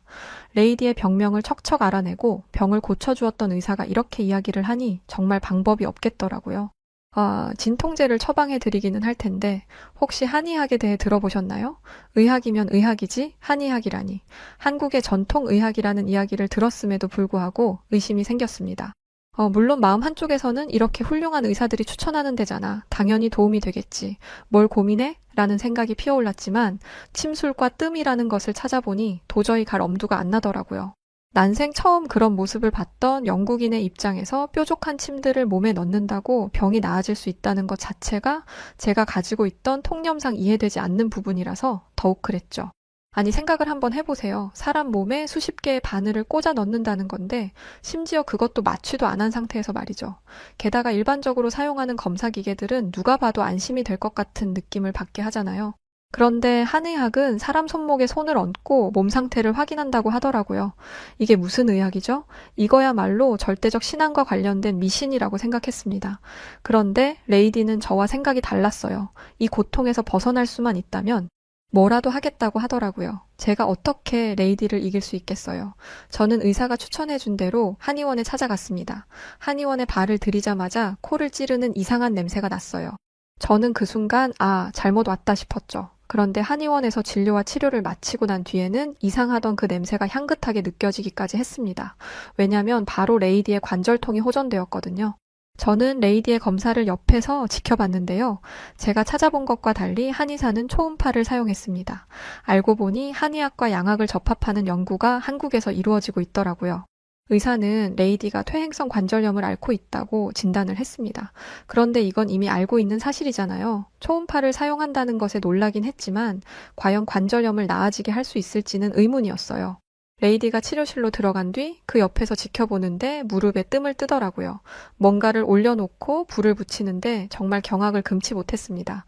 사람 몸에 불을 붙이는 건 처음 봤거든요. 아니, 그냥 지금 한국에서 겪고 있는 모든 것들이 다 처음이었죠. 그런데 이상하게 한국 병원에서부터 그 악명 높은 레이디가 얌전했습니다. 그리고 저는 괜히 보는 것만으로도 고통스러운데 레이디는 너무나 차분하기까지 했죠. 오히려 따뜻하니 기분이 좋고 마음이 편해진다고 하더라고요. 저는 뜸을 뜰 때 나오는 무언가가 사람을 마취하는 게 아닌가 하는 의심까지 하게 됐습니다. 더 경악한 건 침이었어요. 유럽에도 침술은 있지만 가까이에서 본 건 처음입니다. 그리고 그 침술로 건강이 나아졌다는 사람은 본 적이 없기 때문에 이 침술에 신뢰가 가기보다는 고통스러운 괴롭힘 정도로만 보였어요. 그런데 레이디는 그냥 따끔한 정도이지 과장할 필요 없다며 오히려 저를 안심시켰습니다. 사실 저는 크론병 약을 먹자마자 온화해진 레이디에게 적응을 못하는 중이었어요. 솔직히 침이 주는 두려움 때문에 인자함은 뒤로 미루고 아무리 그래도 나를 이런 데에 데려오냐 할 줄 알았죠. 그런데 이런 반응이라니 레이디가 정말 한의원에서 안정감을 느끼고 있다는 게 믿어졌습니다. 침을 놓고 얼마 지나지 않아 침을 제거했는데 거기서 그치지 않고 전기 충격기 같은 것을 사용했어요. 저는 이걸 보고 또 한 번 경악했는데 레이디는 여전히 편안해 보였습니다. 모든 치료가 끝났고 레이디는 온돌에서 자다가 일어났을 때처럼 노곤노곤한 상태로 치료실에서 나왔어요. 그런데 한 발자국 걷자마자 눈을 크게 뜨더라고요. 그러더니 그 자리에서 발을 구르기도 했습니다. 레이디, 왜 그러세요? 혹시 어디가 불편한가 싶어서 물어보니 레이디는 놀란 표정을 지으며 이렇게 말했습니다. 세상에, 무릎이 아프지 않아. 심지어 무릎이 부드럽게 움직이는 느낌이야. 이런 기분은 십몇 년 만에 처음이라고. 의사는 퇴행성 관절염의 완치는 어렵다고 말했습니다. 하지만 주기적으로 치료를 받으면 악화되는 것을 막을 수 있고 진통제 없이도 일상생활이 가능하도록 통증을 완화시킬 수 있다고 했죠. 레이디는 좌절했습니다. 왜냐하면 레이디는 주기적으로 치료를 받을 수 없는 사람이잖아요. 한국인이 아니라 영국인이니까요. 그러나 열심히 수소문한 결과 해외 진출을 한 한의사들이 있다는 것을 알게 되었어요. 한국의 한의사는 레이디의 증상과 치료 경과를 자세히 적어주었고 레이디는 한시름 놓을 수 있었습니다. 레이디는 다른 여성들이 입이 닳도록 말한 K-뷰티와 드라마, 맛있는 음식 등을 경험하러 온 것이었는데 어찌 보면 그것보다 더 귀중한 것을 얻게 되었어요. 바로 건강이었죠. 건강을 회복한 레이디는 복잡했던 서울을 부지런하고 역동적인 도시라고 표현했고 차가운 빌딩 숲을 자연과 현대적 건물의 조화라고 말하기 시작했습니다. 이제야 서울 안에 있는 공원과 조경을 보기 시작한 거죠. 레이디는 어떤 모임에 가든 한국의 의료기술에 대해 입이 닳도록 소개하고 있습니다. 게다가 인자한 본래의 성격을 되찾았죠. 당연히 제 근무 환경도 180도 달라졌습니다. 이젠 레이디의 옆에 있는 게 예전처럼 힘들거나 짜증나지 않아요. 그래서 제 평생 직장이 되었어요. 한국으로의 방문은 제 인생을 변화시켰다 해도 과언이 아닙니다. 왜 유럽에 있는 많은 사람들이 그 땅덩어리도 작은 한국을 구태여 바득바득 가겠다고 난리였는지 저는 레이디와 한국을 경험하고 완벽하게 이해할 수 있었어요. 그런데 알고 보니 한국에게 좋은 경험을 하고 칭찬했던 건 레이디와 저만 그랬던 게 아니었다는 걸 한 기사를 보고 알게 되었어요. 실제로 얼마 전 해외 외신은 한국인들의 행보는 상상 초월이라며 극강의 극찬을 쏟아냈습니다. 런던 첼시 왕립병원의 한국전 참전용사를 전담하는 필립 셰년 소령은 첼시 왕립보훈병원에는 여러 전쟁과 전투에 참전한 참전용사들이 있다. 하지만 꾸준히 기회가 될 때마다 찾아와 감사를 전하는 건 한국이 유일하다라며 그 고마움을 전한 적도 있는데요. 실제 한국은 도움을 받은 여러 국가의 은혜를 갚는 나라로 익히 알려져 있으며 이런 수식어를 얻기까지는 수많은 한국인들의 노력이 있었다 전해집니다. 그리고 그중 큰 화제가 되었던 일이 있습니다. 한국인의 요청으로 16개의 병력 지원 참전국 언론사에 보도된 기사 내용이 너무도 파격적이란 반응이었는데요. 지금의 발전된 한국이 있기까지 여러분들의 헌신이 있었습니다. 발전된 한국의 의료기술로 도움을 드리고 싶으며 한국으로 모셔오기 위한 숙박, 항공 등 모든 걸 지원해드리겠습니다. 부디 연락 부탁드립니다. 이 대대적인 의료 지원 프로젝트는 국가에서 나선 것이 아닌 한국 소기업에서 자체적인 프로젝트를 진행한 것으로 이들은 직접 발로 뛰어 각국의 매체에 연락하고 요청해 보도된 결과물이라 전해졌습니다. 실제 이 의료 지원의 혜택을 받게 된 에티오피아 참전 용사들은 평생을 생활고로 치료가 방치되어 시력을 잃어가던 중 이들을 만나 대규모 수술 지원을 받으며 제2의 삶을 시작할 수 있게 되었는데요.